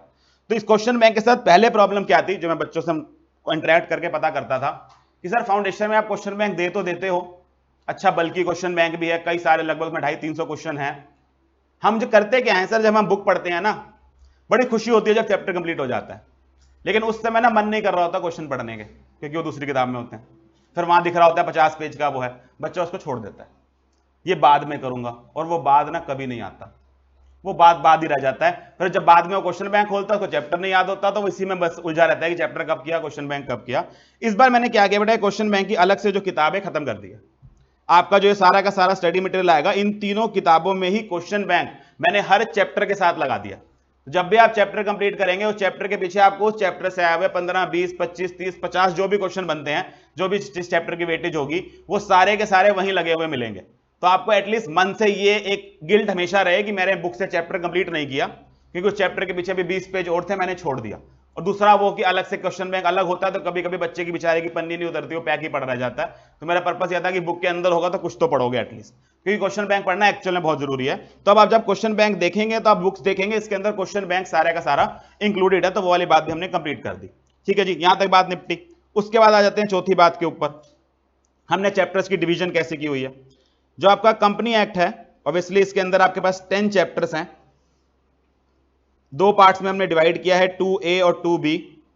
इन 10 चैप्टर्स को मैंने 4 यूनिट्स में डिवाइड कर दिया है अपनी कन्वीनियंस के लिए। इंस्टीट्यूट को यूनिट नहीं मानता, ये हमने अपनी कन्वीनियंस के लिए किया, क्योंकि इनकी मैंने वेटेज अपने हिसाब से कैलकुलेट किया है कि पेपर में कितना कितना आता है। तो अगर आप बात करेंगे तो यूनिट 1 में हमने कवर किए हैं चैप्टर 1, 2 और 3, ये बेसिकली सेक्शंस 42 तक आते हैं। इसका जो मैंने वेटेज देखा है, लगभग एग्जाम के अंदर 15 मार्क्स का इन 3 चैप्टर से आ जाता है, इसलिए मैंने इसको यूनिट 1 रखा है। फिर यूनिट 2 की बात करें तो इसके अंदर मैंने आपके साथ कवर किया है चैप्टर 4, 5 और 6। यूनिट 3 की बात करें, इसमें केवल और केवल चैप्टर 7 कवर्ड है, क्योंकि अपने आप में चैप्टर 7 की इतनी वेटेज है कि 10, 12, 15 नंबर का पेपर में आ जाता है, इसलिए मैंने इसको अलग से एक पूरा यूनिट बना दिया। उसके अलावा अगर आप यूनिट 4 की बात करें तो इसमें अगेन मैंने बात की थी चैप्टर 8, 9 और 10, ये भी लगभग 15 मार्क्स की वेटेज रखता है। तो हमारे पास जो बुक्स आएगी उसमें आपको 4 यूनिट मिलेंगे, जिसके अंदर इस हिसाब से ये चैप्टर्स डिवाइड होंगे। 2A जो बुक है, इसके अंदर यूनिट 1 होगा, ऑब्वियसली चैप्टर 1, 2, 3, और साथ में आपके पास ये चैप्टर 3 जो है ये होगा। इसको ऐसे कराने का एक कारण है, क्योंकि चैप्टर 7 की जरूरत आपको बाकी आगे वाली चीजें समझने में जरूरत पड़ती है, इसलिए मैं उसको पहले 1 कंप्लीट कराते ही उसके साथ कंप्लीट करा देता हूं। और उसके बाद जो 2B है, इसके अंदर आपका चैप्टर 2 आता है और साथ में चैप्टर 4, यानी कि आम भाषा में यूनिट 2 और यूनिट 4, जिसमें चैप्टर 4, 5, 6 और 8, 9, 10 आते हैं। इसमें भी पहले हम 4 करेंगे और लास्ट में मैं आपको इन चैप्टर्स के प्रति इनके तरफ ले जाऊंगा 4, 5, 6 में, क्योंकि रीजन है 4, 5, 6 ना बेटा बहुत ज्यादा प्रोसीजरल पार्ट है, जहां पर आपको बोनस शेयर कैसे इशू करते हैं उसकी कंडीशंस याद कराई जाएंगी, राइट इश्यूज कैसे करते हैं उसकी कंडीशंस याद कराई जाएंगी, प्रेफरेंशियल अलॉटमेंट कैसे करते हैं कंडीशन याद कराई जाएगी, बायबैक की क्या कंडीशंस होती हैं वो याद कराई जाएंगी, डिबेंचर्स इशू करने की क्या कंडीशंस होती हैं वो याद कराई जाएंगी। तो उसमें ना समझाना कम है, याद ज्यादा कराना है। तो उसमें क्या होगा, वो लर्निंग स्किल बना बना के जैसे कैसे हम लोग 8 कंडीशंस याद करने के और पेपर में आती है, ऐसा नहीं है कि वो आपको पूछेगा नहीं, वो पूछेगा बोनस इशू करने के लिए कंपनी एक्ट ने क्या क्या कंडीशंस दी हैं। तो क्योंकि इसमें समझना कम होता है, लर्निंग ज्यादा होती है, इसको हम लास्ट में ले जाते हैं, कि ताजा ताजा लास्ट में किया हुआ याद भी रहता है उससे पहले, क्योंकि इसमें कई जगह इन चीजों का जिक्र भी आता है जो बाद में मेंशन है, तो इसलिए हमको बाद में कवर करते हैं। तो ये हमारे पास हो गया पैटर्न की किस एग्जाम में किस तरीके से हम कंपनी एक्ट को शुरू करेंगे। अब इसलिए मैं पहले कंपनी एक्ट ही आपके साथ स्टार्ट करूंगा, क्योंकि सबसे ज्यादा बल किसी का है। अगर मैं बात करूं सिलेबस की, तो अराउंड हमारा 70 क्लास में सिलेबस कंप्लीट हो जाता है, 70-71 हो जाएंगी। उसके अंदर से अराउंड 45 से 46 क्लासेस आपकी कंपनी लॉ पे लगती हैं। तो आप समझेंगे, अगर आप उसको समझ के चलें तो सिलेबस के पॉइंट ऑफ व्यू के हिसाब से मेजर टाइम कंपनी लॉ पढ़ाने में लग जाता है, अदर लॉस पढ़ाने में कंपैरेटिवली बहुत कम टाइम लगता है, उसमें भी सबसे ज्यादा टाइम कॉन्ट्रैक्ट में लगता है, जहां लगभग 12-15 क्लासेस लग जाती हैं, बाकी सारा काम तो है ही 10 क्लासेस का, नेगोशिएबल इंस्ट्रूमेंट और वो। लेकिन मजे की बात क्या है सर, हम मेहनत पूरी करते हैं कंपनी एक्ट के ऊपर, स्कोरिंग पोर्शन आपका अदर लॉस है, क्योंकि वो एफर्ट कम मांगता है और 40 नंबर देता है। यहां जितना वो आपको 60 के लिए पढ़ाते हैं वो कंपैरेटिवली उसका 2 गुना है जो आपको पढ़ना पड़ता है, और ज्यादा लर्निंग में इन्वॉल्व है, तो नो डाउट टाइम ज्यादा लेगा ये हमें करने में। क्लासेस में हम टाइम भी फोकस करेंगे, लेकिन बैक ऑफ द माइंड आपको ये बिल्कुल नहीं जनरेट करना कि अदर लॉज हमारा कम इंपॉर्टेंस का है। इनफैक्ट पेपर पास कराने में आपका सबसे बड़ा रोल अदर लॉज ही प्ले करेगा, क्योंकि अदर लॉज के अंदर बहुत ज्यादा प्रिडिक्टेबिलिटी है। आप जो चैप्टर उठाएंगे उसमें से वही क्वेश्चन जो पहले आते रहे हैं वही रिपीट हो रहे हैं, कोई नई बात उसके अंदर नहीं पूछता। कंपनी एक्ट एक अमेंडमेंट प्रोन एक्ट है, यहां हर 6 महीने बाद, 7 महीने बाद, 1 साल बाद कोई ना कोई अमेंडमेंट आ जाती है, जिसकी वजह से यहां पर पुराना प्रिडिक्ट कर पाना कि क्या पूछेंगे और क्या नहीं पूछेंगे थोड़ा सा टफ हो जाता है। यह नहीं है कि नहीं किया जा सकता, किया जा सकता है, लेकिन 70-80% तक किया जा सकता है। आपको 2-4 क्वेश्चन हर बार कंपनी लॉ के पेपर में ऐसे मिल जाएंगे जो शायद उनके नए जनरेट किए हुए क्वेश्चन होंगे। ठीक है जी, ये वाली बात होगी। लास्ट बात जो हमने कवर करनी थी अमेंडमेंट्स, उसके बाद हम लोग एक बार कंपनी एक्ट का थोड़ा सा इंट्रो लेंगे। अमेंडमेंट्स की बात करें तो अगेन आपके इंटर में अगर हम बात करें तो 2 सब्जेक्ट है मेनली जो अमेंडमेंट प्रोन है, एक इनकम टैक्स, एक लॉ, यही है, बाकी तो कभी बदलते नहीं, वो एज इट इज रहते हैं जब तक इंस्टीट्यूट को सिलेबस चेंज ना कर दे। तो यहां अगर मैं बात करूं तो बेटा नवंबर 22 अटेम्प्ट, या कोई उससे भी आगे की उम्मीद रख के बैठा है तो मई 23 अटेम्प्ट। ठीक है जी, यहां तक की कहानी है। नवंबर 22 के अंदर जो आपकी अमेंडमेंट्स आएंगी उसके लिए the last date, cut off date जहां तक की अमेंडमेंट आती है दैट इज 30 अप्रैल 2022, यानी कि 30 अप्रैल 2022 तक जो अमेंडमेंट्स आ जाएंगी बस वही और वही आपसे पेपर में पूछी जाएंगी। उसके बाद लास्ट 6 महीने में अगर कोई चेंज आता भी रहता है तो वो आपके ऊपर अप्लाई नहीं होगा। सेम कहानी मई 23 के लिए, यहां पर 31 अक्टूबर 2022 तक जो अमेंडमेंट्स आ जाती हैं वो कवर्ड रहती हैं। तो ऑब्वियसली आज हम क्लास शुरू करने जा रहे हैं, तो ऑब्वियसली 30 अप्रैल को भी टाइम है थोड़ा सा, तो हमारे पास ऑब्वियसली सारी अमेंडमेंट्स तो नहीं आई। प्रैक्टिकली बेटा लॉ में आप समझेंगे, कानून में अमेंडमेंट करनी हो तो एक अलग बात है कि अमेंडमेंट एक्ट ही आ गया। जैसे लास्ट अमेंडमेंट आपका आया था 2020 में, कंपनीज अमेंडमेंट एक्ट 2020, जिसने कंपनीज एक्ट में बहुत सारे चेंजेस किए। उसके अलावा क्या होता है कि बीच बीच में जो चेंजेस आते हैं ना वो रूल्स के चेंजेस होते हैं। शायद आपको इतनी बात तो आइडिया होगा, हमने बात भी की हुई है कि जो रूल्स होते हैं सर ये गवर्नमेंट बनाती है, सेंट्रल गवर्नमेंट बनाती है, तो ये किसी दिन भी बदल सकता है कि सेंट्रल गवर्नमेंट का मूड किया, उसने उठा के रूल बदल दिया, तो ये तो बीच में अमेंड होते रहते हैं। लेकिन एक्ट जो है उसके लिए तो ऑब्वियसली पार्लियामेंट का अप्रूवल चाहिए होता है, वो कभी कभी साल 2 साल में एक बार होने वाली चीज है। तो बाय चांस आपका जो अटेम्प्ट है लकी अटेम्प्ट है, कोई अमेंडमेंट एक्ट नहीं है ऐसा जिसमें। और जो रूल्स भी अभी तक मैंने चेक किए हैं, लास्ट में कल सुबह तक का जो चेक करके आया हूं, कोई चेंज नहीं है, एक भी रूल ऐसा नहीं है जो आपके लिए एप्लीकेबल है। तो पूरा का पूरा सिलेबस लगभग अनअमेंडेड है, तो लंबा चौड़ा कोई अमेंडमेंट का इसके अंदर नया का स्कोप नहीं है। और अभी बचे हुए जो हमारे पास महीना है कि अगर उसके अंदर कोई अमेंडमेंट आ जाती है बाय चांस रूल्स वगैरह में, तो क्लास में साथ साथ में उसको कवर करा दूंगा। 30 अप्रैल तक का पूरा अपडेटेड हम लोग यहां पे साथ में कवर करेंगे। ठीक है जी, तो यहां तक होगी आपकी अमेंडमेंट की बात कंप्लीट। उसके अलावा यहां तक तो मेरी तरफ से बड़ा सारी चीजें कंप्लीट है। हाँ जी, तो यहां तक हो गया बड़ा इंट्रोडक्शन पार्ट कंप्लीट। अब हम शुरू करेंगे अपने पहले चैप्टर के साथ। तो मैं शुरुआत जो करने जा रहा हूं आप लोगों के साथ वो मैं करूंगा कंपनीज एक्ट के साथ। Will be starting with companies act. Again जो स्टार्टिंग का थोड़ा पोर्शन रहेगा वो रिवीजन बेस्ड रहेगा, तो थोड़ा सा मैं फास्ट रखूंगा स्पीड को।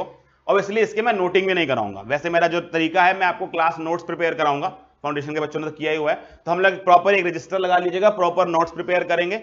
और लास्ट में अगर मैं आपको रिवीजन के लिए इस बार जो है मैं कलर चार्ट्स भी अवेलेबल कराऊंगा, तो वो आपके लिए रिवीजन के लिए, लेकिन अभी नहीं दिए जाएंगे क्योंकि मुझे पता है अगर आप ही दे दिए तो फिर किताब नहीं खुलेगी। तो पहले आप अपनी किताब पढ़ लीजिए, एक बार जब सिलेबस खत्म हो जाएगा रिवीजन के लिए रिवीजन चार्ट्स भी आ जाएंगे। बट वो रिवीजन चार्ट्स अपने आप में सफिशिएंट नहीं होते, आपको क्लास नोट्स चाहिए होंगे साथ में, तो क्लास नोट साथ साथ बनाते रहिएगा।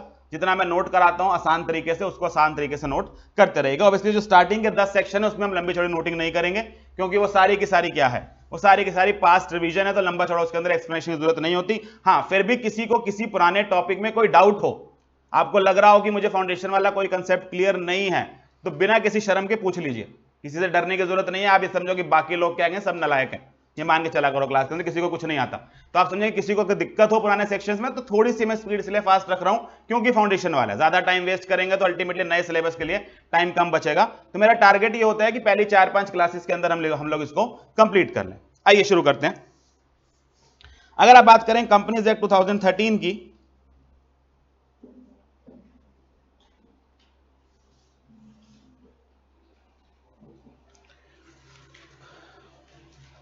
तो अगेन कुछ बेसिक बातें अगर इसकी हम बात करें तो सर 470 टोटल सेक्शंस हैं, 29 चैप्टर्स में ये डिवाइडेड हैं और 7 शेड्यूल साथ में इसके हमारे लगे हुए हैं। बेसिकली एक्ट बना कब था, वो सब क्या था, उसके लिए मैंने आपको वही फाउंडेशन वाला जो चार्ट है हल्का सा रीड करा देता हूं। ये चार्ट्स आपको मिल जाएंगे, कोई लंबी चौड़ी इसमें पूछने जाने वाली बात नहीं है, इसलिए ज्यादा वो वाली बात मत करने की जरूरत नहीं है। सबसे पहले जो हमने बात करनी है इसके अंदर कि सबसे पहले सर ये जो एक्ट है, this act repeals and replaces the companies act 1956। कोई नई बात नहीं है कि सर 1956 एक्ट पहले हुआ करता है, जो आपको नोट्स मिले हैं उसके अंदर पहले पैराग्राफ में ये सब कुछ है। The act repeals and replaces the companies act 1956। या मैं आपको वही नोट्स से करा देता हूं जो आपके पास है, कम से कम लीजिए जी। The companies act 2013 is an act to consolidate and amend the act relating to companies act 2013। Obviously बेटा 1956 एक्ट को रिप्लेस करके बनाया गया है। इसको असेंट मिला था प्रेसिडेंट का ऑन 29 अगस्त 2013 और ये इसका सेक्शन 1 जो है ये नोटिफाई किया गया था 30 अगस्त 2013 को, यानी कि सिर्फ एक सेक्शन इसका अगले दिन नोटिफाई कर दिया गया था। टोटल 470 सेक्शंस हैं, साथ में 7 शेड्यूल्स जुड़े हुए हैं और ये सब 29 चैप्टर्स के अंदर समाया गया है, जिसमें से 10 चैप्टर्स हम लोगों ने करने हैं। अच्छा, अब प्रॉब्लम क्या है बेटा, जो आपका कंपनी एक्ट है ये एक रूल बेस्ड एक्ट है। रूल बेस्ड एक्ट क्या होता है सर, इसमें जितनी बातें सेक्शंस में लिखी हुई हैं उससे कई ज्यादा बातें कॉरस्पॉन्डिंग रूल्स में लिखी हुई हैं। यानी कि आप हर चैप्टर उठाएंगे, हर चैप्टर के कॉरस्पॉन्डिंग रूल्स हैं। चैप्टर 2 का नाम है incorporation of companies, corresponding rules हैं company incorporation of company rules 2014। पहली बात तो रूल और एक्ट में डिफरेंस समझते हैं सर। जो एक्ट है वो पार्लियामेंट बनाती है, दोनों हाउसेज से पास होता है, दोनों हाउसेज से अप्रूव होता है, वो एक्ट बन जाता है। अब उस एक्ट में कई सारी चीजें ऐसी होती हैं जो लॉ मेकर्स ना उसके अंदर मेंशन नहीं करते, जो उनको लगता है कि ये टाइम टू टाइम चेंज होने वाली बातें हैं, प्रोसीजरल बातें हैं। जैसे कि वो कह देंगे फलाने फॉर्म में फाइल करना, तो लिख देंगे in the prescribed form along with prescribed fees. तो जहां जहां प्रिस्क्राइब्ड शब्द एक्ट में आता जाता है ना, इस प्रिस्क्राइब्ड का मतलब क्या है कि लॉ मेकर्स ने, लेजिस्लेचर ने वो पावर लॉ बनाने की गवर्नमेंट को दे दी और सेंट्रल गवर्नमेंट इसके लिए रूल्स बनाती है। और सेंट्रल गवर्नमेंट का रूल बनाने के लिए बेटा कोई लंबी चौड़ी प्रोसीजर पूरे नहीं करने होते, उनको रूल्स बनाने होते हैं, ऑफिशियल गजट में पब्लिश कर देने होते हैं, वो उस दिन से देश का कानून बन जाता है। तो क्योंकि रूल लाना आसान होता है, इसलिए वो चीजें जो प्रोन टू अमेंडमेंट होती हैं, जो उनको लगता है कि टाइम टू टाइम शायद बदलनी पड़ जाए, तो लॉ मेकर्स उसको डेलीगेटेड लेजिस्लेशन में कह लीजिए कि वो गवर्नमेंट के पास पावर छोड़ देते हैं कि आप रूल्स के थ्रू उसको क्लैरिफाई कर लीजिएगा। कंपनी एक्ट एक ऐसा एक्ट है जिसके अंदर सबसे ज्यादा रूल्स हैं, यानी कि प्रैक्टिकली जो कंपनीज एक्ट 2013 आया है उसमें एक्ट अपने आप में अधूरा है। उसको पढ़ के अगर आप बेयर एक्ट उठा लेंगे तो कुछ समझ नहीं आएगा जब तक उसके साथ उसके रूल्स ना पढ़े जाएं। तो इट इज एन एक्ट जहां पर आपको हर चीज के साथ वन सेट ऑफ रूल्स मिलेगा। अब सवाल ये उठता है कि सर क्या ये सारे के सारे रूल्स हमारा इंस्टीट्यूट हम पे अप्लाई करता है सिलेबस में? ऐसा नहीं है।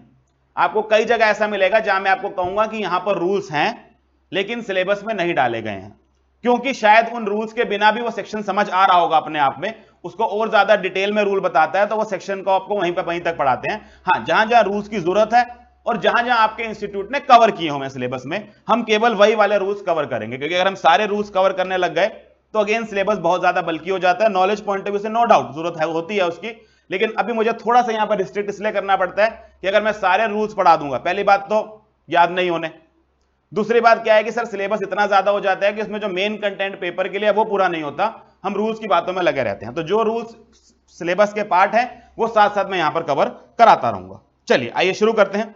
पहला जो हम शुरू करने जा रहे हैं दैट इज सेक्शन 1। सेक्शन 1 की अगर हम बात करें तो किसी भी एक्ट की तरह बेटा सेक्शन 1 4 चीजों के बारे में बात करता है। यहां पर number 1 it is short title. Her act का एक शॉर्ट टाइटल होता है जिसको आप कंपनीज एक्ट 2013, पार्टनरशिप एक्ट 1932 जो भी इनको बुलाते हैं, इनको हम भाषा में एक्ट का नाम बुलाया जाता है। तो सेक्शन 1 में पहली बात जो बताई गई है वो कंपनी का आपका एक्ट का शॉर्ट टाइटल। दूसरा उसका एक्सटेंट, एक्सटेंट मतलब कहां कहां अप्लाई होगा। तीसरा कमेंसमेंट, किस दिन से अप्लाई होगा। चौथा एप्लीकेशन, किस किस पे अप्लाई होगा। तो 4 बातें हैं जिसके बारे में सेक्शन 1 बात करता है, short title, extent, commencement and application. पहली बात short title, the act shall be called the companies act 2013, simple सी बात लिखी उसने। सेकेंडली एक्सटेंट की बात करें तो it shall apply to whole of India. ये शुरू से होल ऑफ इंडिया पे अप्लाई होने वाला एक्ट था, इसमें कभी except the state of Jammu Kashmir add किया भी नहीं गया था, और जहां पे एडिट था भी अब उसका कोई मीनिंग नहीं रह गया, सारे एक्ट कहां अप्लाई होते हैं, पूरे के पूरे इंडिया में आप अप्लाई होने लग गए हैं। तो it extends to whole of India. Third, ये इंपॉर्टेंट है, कमेंसमेंट की बात, कि सर ये एक्ट इन पिक्चर कब आएगा। अब इसके लिए अगेन मैंने आपको फाउंडेशन में बात की थी कि सर एक्ट को कमेंस कराने के, इंप्लीमेंट कराने के, इफेक्टिव कराने के भारत में ब्रॉडली दो तरीके हैं। दो तरीके क्या हैं कि सर एक तरीका तो क्या होता है, हम ना स्पेसिफिक डेट मेंशन कर देते हैं, this act shall come into force on such date, 1 October 1932, 1 October 1870, जो भी डेट है हम कॉन्ट्रैक्ट एक्ट में पढ़ के आए, सेल्स ऑफ गुड्स एक्ट में पढ़ के आए, पार्टनरशिप में पढ़ के आए कि सर एक ना डेट मेंशन कर दी जाती है कि इस दिन को ये एक्ट पिक्चर में आएगा।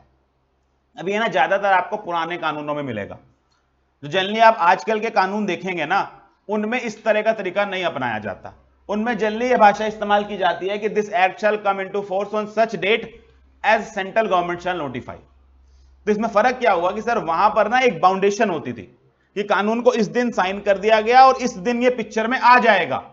तो जितनी भी प्रिपरेशन करनी होती थी ना उस कानून को इंप्लीमेंट करने की, मान लीजिए कोई ऑफिसर्स अपॉइंट करने हैं, कोई कोर्ट सेटअप करने हैं, कोई फॉर्म निकालने हैं, उसके लिए वो सब गवर्नमेंट को उसी टाइम के अंदर अंदर निकालना पड़ता था क्योंकि अब एक्ट अप्लाई होने वाला है। जनरली इसमें प्रॉब्लम क्या आ जाती थी कि सर एक्ट अप्लाई हो जाता था, पता चलता था उसके लिए कोई अलग से कोर्ट सेट करने थे, कोर्ट नहीं सेट हुए, ऑफिसर्स अपॉइंट कर दिया, उनका बैठने के ऑफिस नहीं है, भटकते फिर रहे हैं वो लोग। तो आप प्रैक्टिकल समझेंगे आम भाषा में उनकी तैयारी पूरी नहीं होती थी, एक्ट इन पिक्चर आ जाता था। तो धीरे धीरे लॉ मेकर्स ने अपना काम करने का तरीका बदला है। उन्होंने अब एक स्पेसिफिक डेट देने की बजाय सेंट्रल गवर्नमेंट को ही ये पावर दे दी है कि ऐसा है फिर तुम ही बता देना ये एक्ट कब इन पिक्चर आना है। और बताने का तरीका क्या है कि एक नोटिफिकेशन लाना, ऑफिशियल गैजेट में डाल देना और उस दिन से ये एक्ट पिक्चर में आ जाएगा। तो जनरली इसमें क्या किया है कि सर जो वो इफेक्टिव डेट देने का तरीका है वो अब नए एक्ट्स में क्या हो गया है कि सेंट्रल गवर्नमेंट एज में भी प्रिस्क्राइब्ड बाय सेंट्रल गवर्नमेंट, ये भाषा इस्तेमाल कर इसकी जो पावर है वो सेंट्रल गवर्नमेंट को दे दी जाती है कि आप नोटिफाई करिएगा। तो कंपनी एक्ट भी एक ऐसा ही एक्ट है क्योंकि बिल्कुल रिसेंटली पास्ड एक्ट है, तो यहां भी यही तरीका अपनाया गया था।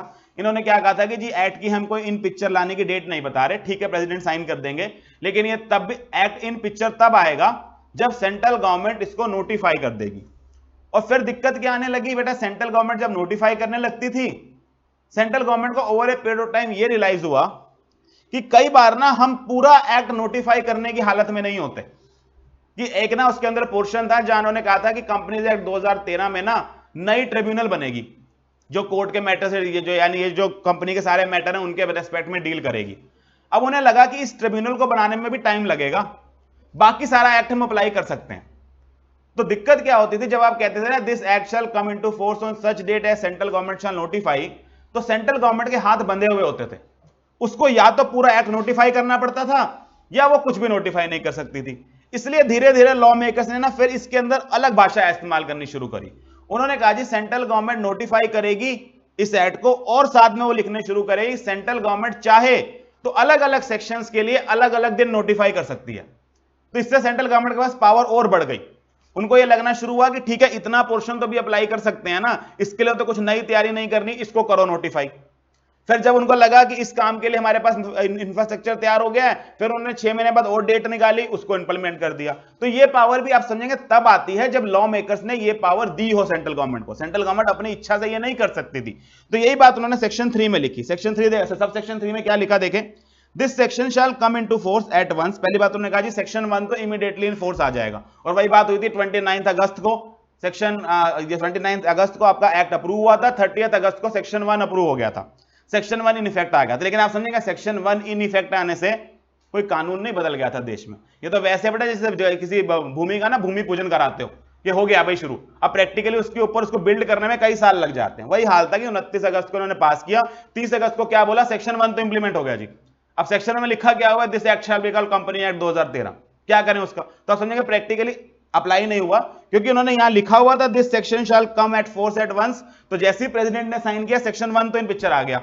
बाकियों के लिए उसने क्या लिखा, and the remaining provisions of this act shall come into force on such date as central government may by notification in the official gazette appoint. अब अगर ये यहां तक लिख देते तो दिक्कत आती कि पूरा का पूरा सेक्शन, बाकी सेक्शन जो है एक साथ नोटिफाई करने पड़ेंगे। आगे कुछ लिखा, and different dates may be appointed for different provisions of this act and any reference in any provision to the commencement of this act shall be construed as a reference to the coming into force of that provisions। अब ये क्या लिख दिया sir इन्होंने, यहां तक तो बात समझ आ गई थी कि different dates shall be appointed for different provisions। अब ये क्या कहानी है, any reference in any provisions of in any provision to the commencement of this act shall be construed as reference to coming into force of that provision। इसका line का क्या मतलब निकला? उन्होंने कहा जी देखिए होगा क्या कि सेंट्रल गवर्नमेंट अलग अलग सेक्शंस के लिए अलग अलग डेटे निकालेगी या अलग अलग ग्रुप ऑफ सेक्शंस के लिए अलग अलग डेट निकालेगी। अब सेक्शंस में जो नए सेक्शन आते हैं ना वो अपने अंदर हमेशा ये लैंग्वेज लिखते हैं कि मान लीजिए बेटा एक सेक्शन 10A आया, प्रैक्टिकल एग्जांपल लेते हैं, एक सेक्शन 10A है। 10A का मतलब क्या है? बाद में घुसाया गया वो अंदर। जब ये बाद में घुसाया गया तो इसकी घुसाने की डेट थी जब इसको नोटिफाई किया गया, लेट अस से 2 नवंबर 2020 को। ठीक है जी, 2 नवंबर 2020 को डाला गया। एक्ट कब से चलता आ रहा है? तो 2013 से, यानी कि ये सेक्शन बाद में आया। अब इस सेक्शन में लिखा गया from the commencement of this particular act, आपको ये काम करना है। अब यहां पर कमेंसमेंट ऑफ पर्टिकुलर एक्ट का मतलब हम क्या पढ़ें? 2013 से, या जिस दिन से ये सेक्शन आया उस दिन से। इस बात को बेटा सेक्शन 3 ने कवर किया। उन्होंने कहा जी देखिए अगर किसी एक्ट में कमेंसमेंट ऑफ एक्ट शब्द का इस्तेमाल किया जाए, any reference in any provisions to the commencement of this act shall be construed as reference to coming into force of that provision, यानी कि जिस दिन वो सेक्शन आया है अगर उसने इस एक्ट ने सेक्शन 10A ने ये शब्द इस्तेमाल भी कर लिया from the commencement of this act, तो आप उसके लिए कमेंसमेंट ऑफ द एक्ट के लिए डेट क्या मानेंगे? 2 नवंबर 2020। यानी कि अगर किसी सेक्शन ने कमेंसमेंट ऑफ एक्ट शब्द का इस्तेमाल किया तो उस सेक्शन के लिए कमेंसमेंट ऑफ एक्ट की डेट वो होगी जिस दिन वो सेक्शन खुद पिक्चर में आया। और यही भाषा उन्होंने लिखी, any reference in any provision to the commencement of this act shall be construed as reference to coming into force of act, नहीं coming into force of that provision, यानी कि जिस दिन वो प्रोविजन इन पिक्चर आया वो date मान ली जाएगी उस सेक्शन के लिए, क्या? Date of commencement of this act. तो सेक्शन 3 के में ये बात समझ आती है पूरी की पूरी की लिखा क्या क्या ना सब सेक्शन 3 के अंदर। चौथी बात, एप्लीकेशन। एक्ट किस किस पे अप्लाई होगा? The provisions of this act shall apply to, total बेटा इन्होंने इसके अंदर 6 बातें बताई हैं। फाउंडेशन में हम कवर करके आते हैं ये बात। It shall apply to companies incorporated under this act और any other previous company law. ये आप समझते हैं ये क्या है? सर ये कंपनी की डेफिनेशन है कंपनीज एक्ट में कि बेसिकली जो कंपनी एक्ट की कंपनीज हैं उनके ऊपर तो अप्लाई करेगा ही। का कौन से सेक्शन में दी हुई है डेफिनेशन? 2 क्लॉज 20 के अंदर। तो सर 2 क्लॉज 20 में बेसिकली जो कंपनी है यानी कि जो कंपनी एक्ट में बनाई गई है ये प्रीवियस कंपनी लॉ में बनाई गई थी, उसके ऊपर तो अब इसलिए एक्ट अप्लाई करेगा कि बताने वाली बात ही नहीं है। उसके बाद उन्होंने क्या कहा जी ये 4 तरह की अलग एंटिटीज हैं उनके ऊपर भी अप्लाई करेगा। इसको हमने याद किया था बाय द नेम ऑफ बिक्स। हम इसको बिक्स नाम के एक्रोनिम से याद करके आते थे। बिक्स का मतलब क्या होता था कि sir B stands for banking companies, it shall apply to banking companies. Point देखें, C point, it shall apply to banking companies except in so far as the said provisions are inconsistent with the provisions of Banking Regulation Act 1949। क्या मतलब निकला? उन्होंने कहा जी देखिए bank से deal करने के लिए ना भारत में ऑलरेडी बैंकिंग रेगुलेशन एक्ट 1949 दिया गया है, लेकिन आप बैंक से डील करते समय भी कंपनी एक्ट उन पे अप्लाई कर सकते हैं क्योंकि at the end of the day वो भी कंपनियां ही हैं, लेकिन उनको गवर्न करने के लिए भारत में एक स्पेसिफिक कानून भी है बैंकिंग रेगुलेशन एक्ट। तो आप कंपनीज एक्ट उनके ऊपर केवल और केवल तब या उस हद तक अप्लाई कर सकते हैं कि वो बैंकिंग रेगुलेशन एक्ट से इनकंसिस्टेंट ना हो। यानी कि अगर एक चीज के ऊपर बैंकिंग रेगुलेशन एक्ट भी कुछ बताता है और आपका कंपनी एक्ट भी कुछ और बताता है तो उस केस में फिर बैंक के लिए आपको बैंकिंग रेगुलेशन एक्ट को ही प्रेफरेंस देनी पड़ेगी। In other words company act केवल और केवल तब लगेगा इन कंपनियों के ऊपर अगर बैंकिंग रेगुलेशन एक्ट उस मुद्दे के बारे में कुछ स्पेसिफिक नहीं बताता है, तो आप company act banking regulation banking act company के ऊपर भी लगा सकते हैं। ऐसी उन्होंने बात लिखी आई, जी और एस के लिए। आई, जी और एस क्या है? आई stands for insurance companies, ji stands for company engage in generation and supply of electricity. तो जनरेशन वर्ड से हमने क्या लिखा हुआ है? जी। और एस से मतलब क्या है? कोई भी कंपनी जो किसी स्पेशल एक्ट में बनी हो। एक एक करके तीनों के बारे में बात करते हैं। आई से हमने बात करी कि तीसरा किस पे लगेगा? ये इंश्योरेंस कंपनीज के ऊपर। इंश्योरेंस कंपनी के लिए बेटा भारत में 2 कानून है जो इंश्योरेंस कंपनी से डील करते हैं। नंबर एक इंश्योरेंस एक्ट 1938 है, एक insurance regulatory and development authority act 1999 है। इसको प्यार से मार्केट में ईडा बोलते हैं। अथॉरिटी पढ़ी हुई होगी शायद, बीसीके में पढ़ाते हैं आप लोगों को ईडा करके। Insurance regulatory and development authority. तो इस एक्ट जिस एक्ट के तहत ये बनी है उसका नाम क्या है? Insurance regulatory and development authority act 1999। तो हमने कहा जी 2 कानून हैं जो ऑलरेडी इंश्योरेंस कंपनीज को गवर्न कर रहे हैं।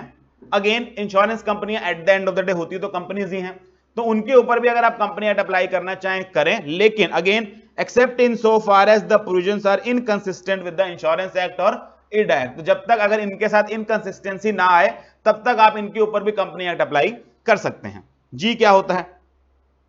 जनरेशन और सप्लाई ऑफ इलेक्ट्रिसिटी। अब आप समझेंगे बेटा इलेक्ट्रिसिटी कंपनियां भी ना मार्केट में दो तरह की होती हैं, एक जो बिजली बनाती हैं, एक जो उसका सप्लाई करते हैं, तो कहते हैं बिजली वितरण विभाग, जो घर घर तक सब आपके वो जो इलेक्ट्रिसिटी है उसको सप्लाई करता है। जैसे आप दिल्ली में बात करें एनडीपीएल हो गया, ये सब हो गया, ये सब सप्लाइंग कंपनी है, इलेक्ट्रिसिटी बनाती नहीं है। और उसके अलावा इलेक्ट्रिसिटी जनरेटिंग कंपनीज होती हैं जो अलग अलग तरीकों से कोल माइन कोल के थ्रू, रिन्यूएबल एनर्जी के थ्रू आपके लिए इलेक्ट्रिसिटी जनरेट कर रही हैं।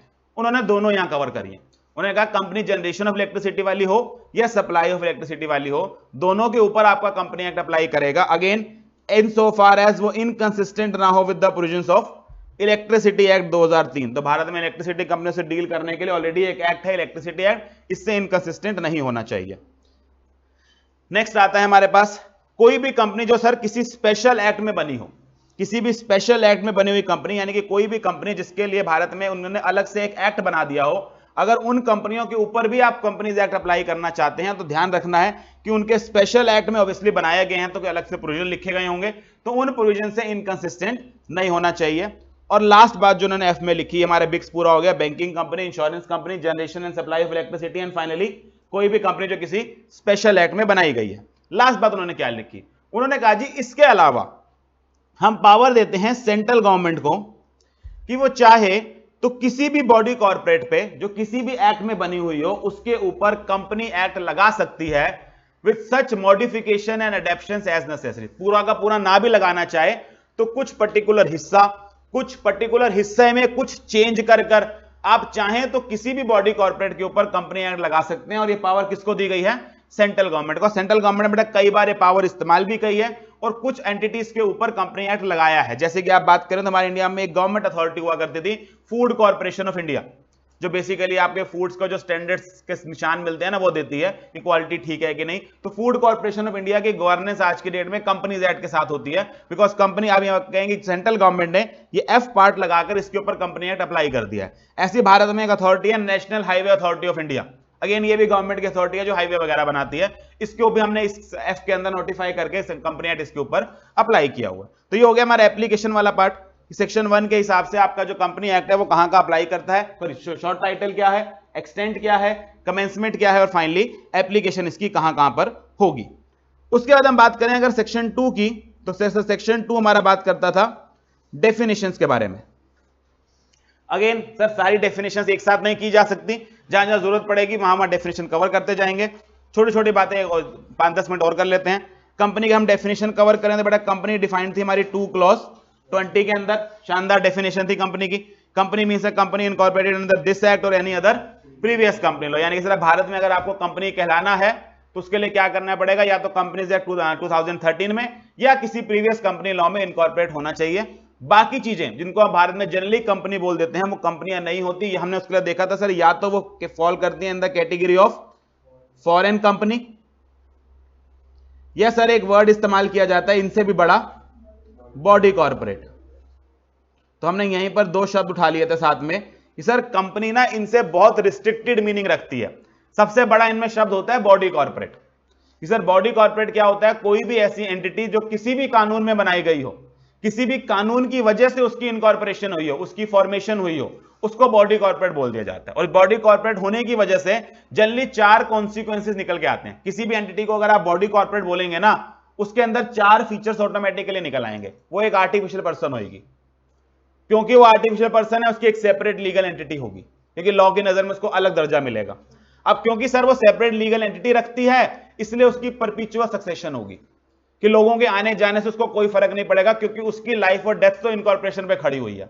और लास्टली सर परपेचुअल सक्सेशन के साथ साथ क्योंकि ये सेपरेट पर्सन है, तो इसके जो मेंबर्स होंगे उनको आप कुछ बुला लें, कंपनी में मेंबर्स बुलाते हैं, एलएलपी में पार्टनर्स बुलाते हैं, जो भी उनको बनाने वाले जिनको हम कहते हैं ना whoever constitutes them, उनकी लायबिलिटी लिमिटेड होगी। क्योंकि सर आप समझेंगे उनकी लायबिलिटी क्यों लिमिटेड होगी, क्योंकि अपने कामों की सारी जिम्मेवारी कौन उठाती होगी, ये सेपरेट लीगल एंटिटी जिसको हमने तैयार किया। तो जब भी मैं बोलता हूं ना कि कोई चीज बॉडी कॉर्पोरेट है, तो बॉडी कॉर्पोरेट कुछ नहीं है, वो इन 4 फीचर्स का मिश्रण मिलाकर जो एंटिटी बनती है उसको दिया गया नाम है।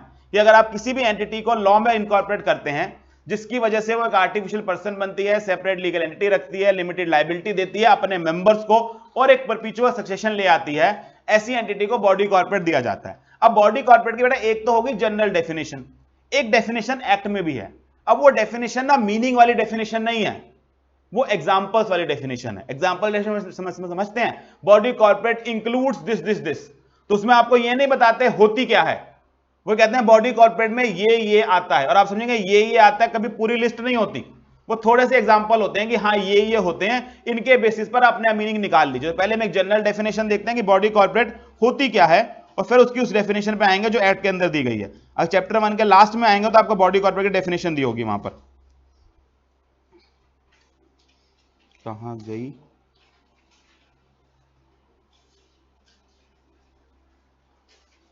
Body corporate section 2 clause 11, page number है ये आपका 10। तो कंपनी के डेफिनेशन के साथ साथ उससे पहले कंपनी पे आने के ऊपर हम पहले डेफिनेशन देखते हैं बॉडी कॉर्पोरेट क्या होती है। अब जो पहले मैं डेफिनेशन लिख रहा हूं ये 2 क्लॉज 11 वाली नहीं है, 2 क्लॉज 11 की डेफिनेशन ये नीचे है छुटकी सी। पहले हमने जनरल मीनिंग निकाला कि बॉडी कॉर्पोरेट होता क्या है।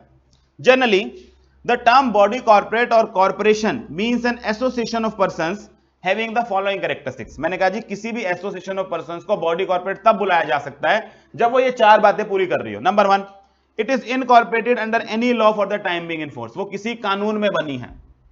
It has a separate legal entity, it has a perpetual succession, और ऑब्वियसली सेपरेट लीगल एंटिटी से क्या आया होगा, it has a capacity to sue on property in its own name and similarly it can be sued in its own name. जब किसी entity में ये सारी बातें दिख रही हो तो उसको क्या बुलाया जाता है, बॉडी कॉर्पोरेट बुलाया जाता है। अब बॉडी कॉर्पोरेट में बेटा कई चीजें आती हैं। बॉडी कॉर्पोरेट में अगर ये बॉडी कॉर्पोरेट भारत के कंपनीज एक्ट में इनकॉर्पोरेटेड है तो ये कंपनी कहलाएगी। अगर ये बाहर किसी विदेश के कंपनी एक्ट में लिस्टेड है और भारत में काम करती है तो इसको फॉरेन कंपनी बुलाएंगे। तो आप समझेंगे सब के सब जो ये वर्ड हम यूज करते हैं, कंपनी, फॉरेन कंपनी, ये सब एग्जांपल्स हैं किसके, बॉडी कॉर्पोरेट के। बॉडी कॉर्पोरेट एक बड़ा वर्ड है, इसको मैं ऐसे बोल सकता हूं कि कंपनी एक बॉडी कॉर्पोरेट है जो कंपनीज एक्ट में या किसी प्रीवियस कंपनी लॉ में बनी है। फॉरेन कंपनी एक बॉडी कॉर्पोरेट है जो आउटसाइड इंडिया इनकॉर्पोरेटेड है लेकिन जिसका प्लेस ऑफ बिजनेस इंडिया में है। यानी कि ऐसी बॉडी कॉर्पोरेट जो भारत से बाहर इनकॉर्पोरेट हुई है लेकिन भारत में उसकी प्रेजेंस है, उसको हम फॉरेन कंपनी बोल देते हैं। और कई सारी ऐसी होती होंगी जिनका भारत से कोई लेना देना ही नहीं है, वो बाहर ही बनी होंगी, बाहर ही काम करते होंगे, उनके लिए फिर हम जनरल वर्ड का इस्तेमाल करते रहते हैं, वो क्या है, बॉडी कॉर्पोरेट्स। तो बॉडी कॉर्पोरेट्स एक लार्ज टर्म है। इसके अलावा आप समझेंगे, हम एक पहले पढ़ के आए थे एलएलपी, क्या वो भी बॉडी कॉर्पोरेट कैटेगरी में फॉल करती है? बिल्कुल सर, वो भी क्योंकि एक एक्ट में बनती है, वहां भी सेपरेट लीगल एंटिटी होती है, तो बॉडी कॉर्पोरेट एक वाइडर टर्म है। अब देखें जरा कंपनी एक्ट कैसे डिफाइन करता है बॉडी कॉर्पोरेट को। Definition of body corporate 2 clause 11 में देखें उसने क्या लिखा, बॉडी कॉर्पोरेट और कॉर्पोरेशन इंक्लूड्स। अब समझे बेटा, दो डेफिनेशन होती है, एक होती है मीन्स वाली डेफिनेशन, एक होती है इंक्लूड्स वाली डेफिनेशन। इस डेफिनेशन को बोला जाता है एग्जॉस्टिव डेफिनेशन।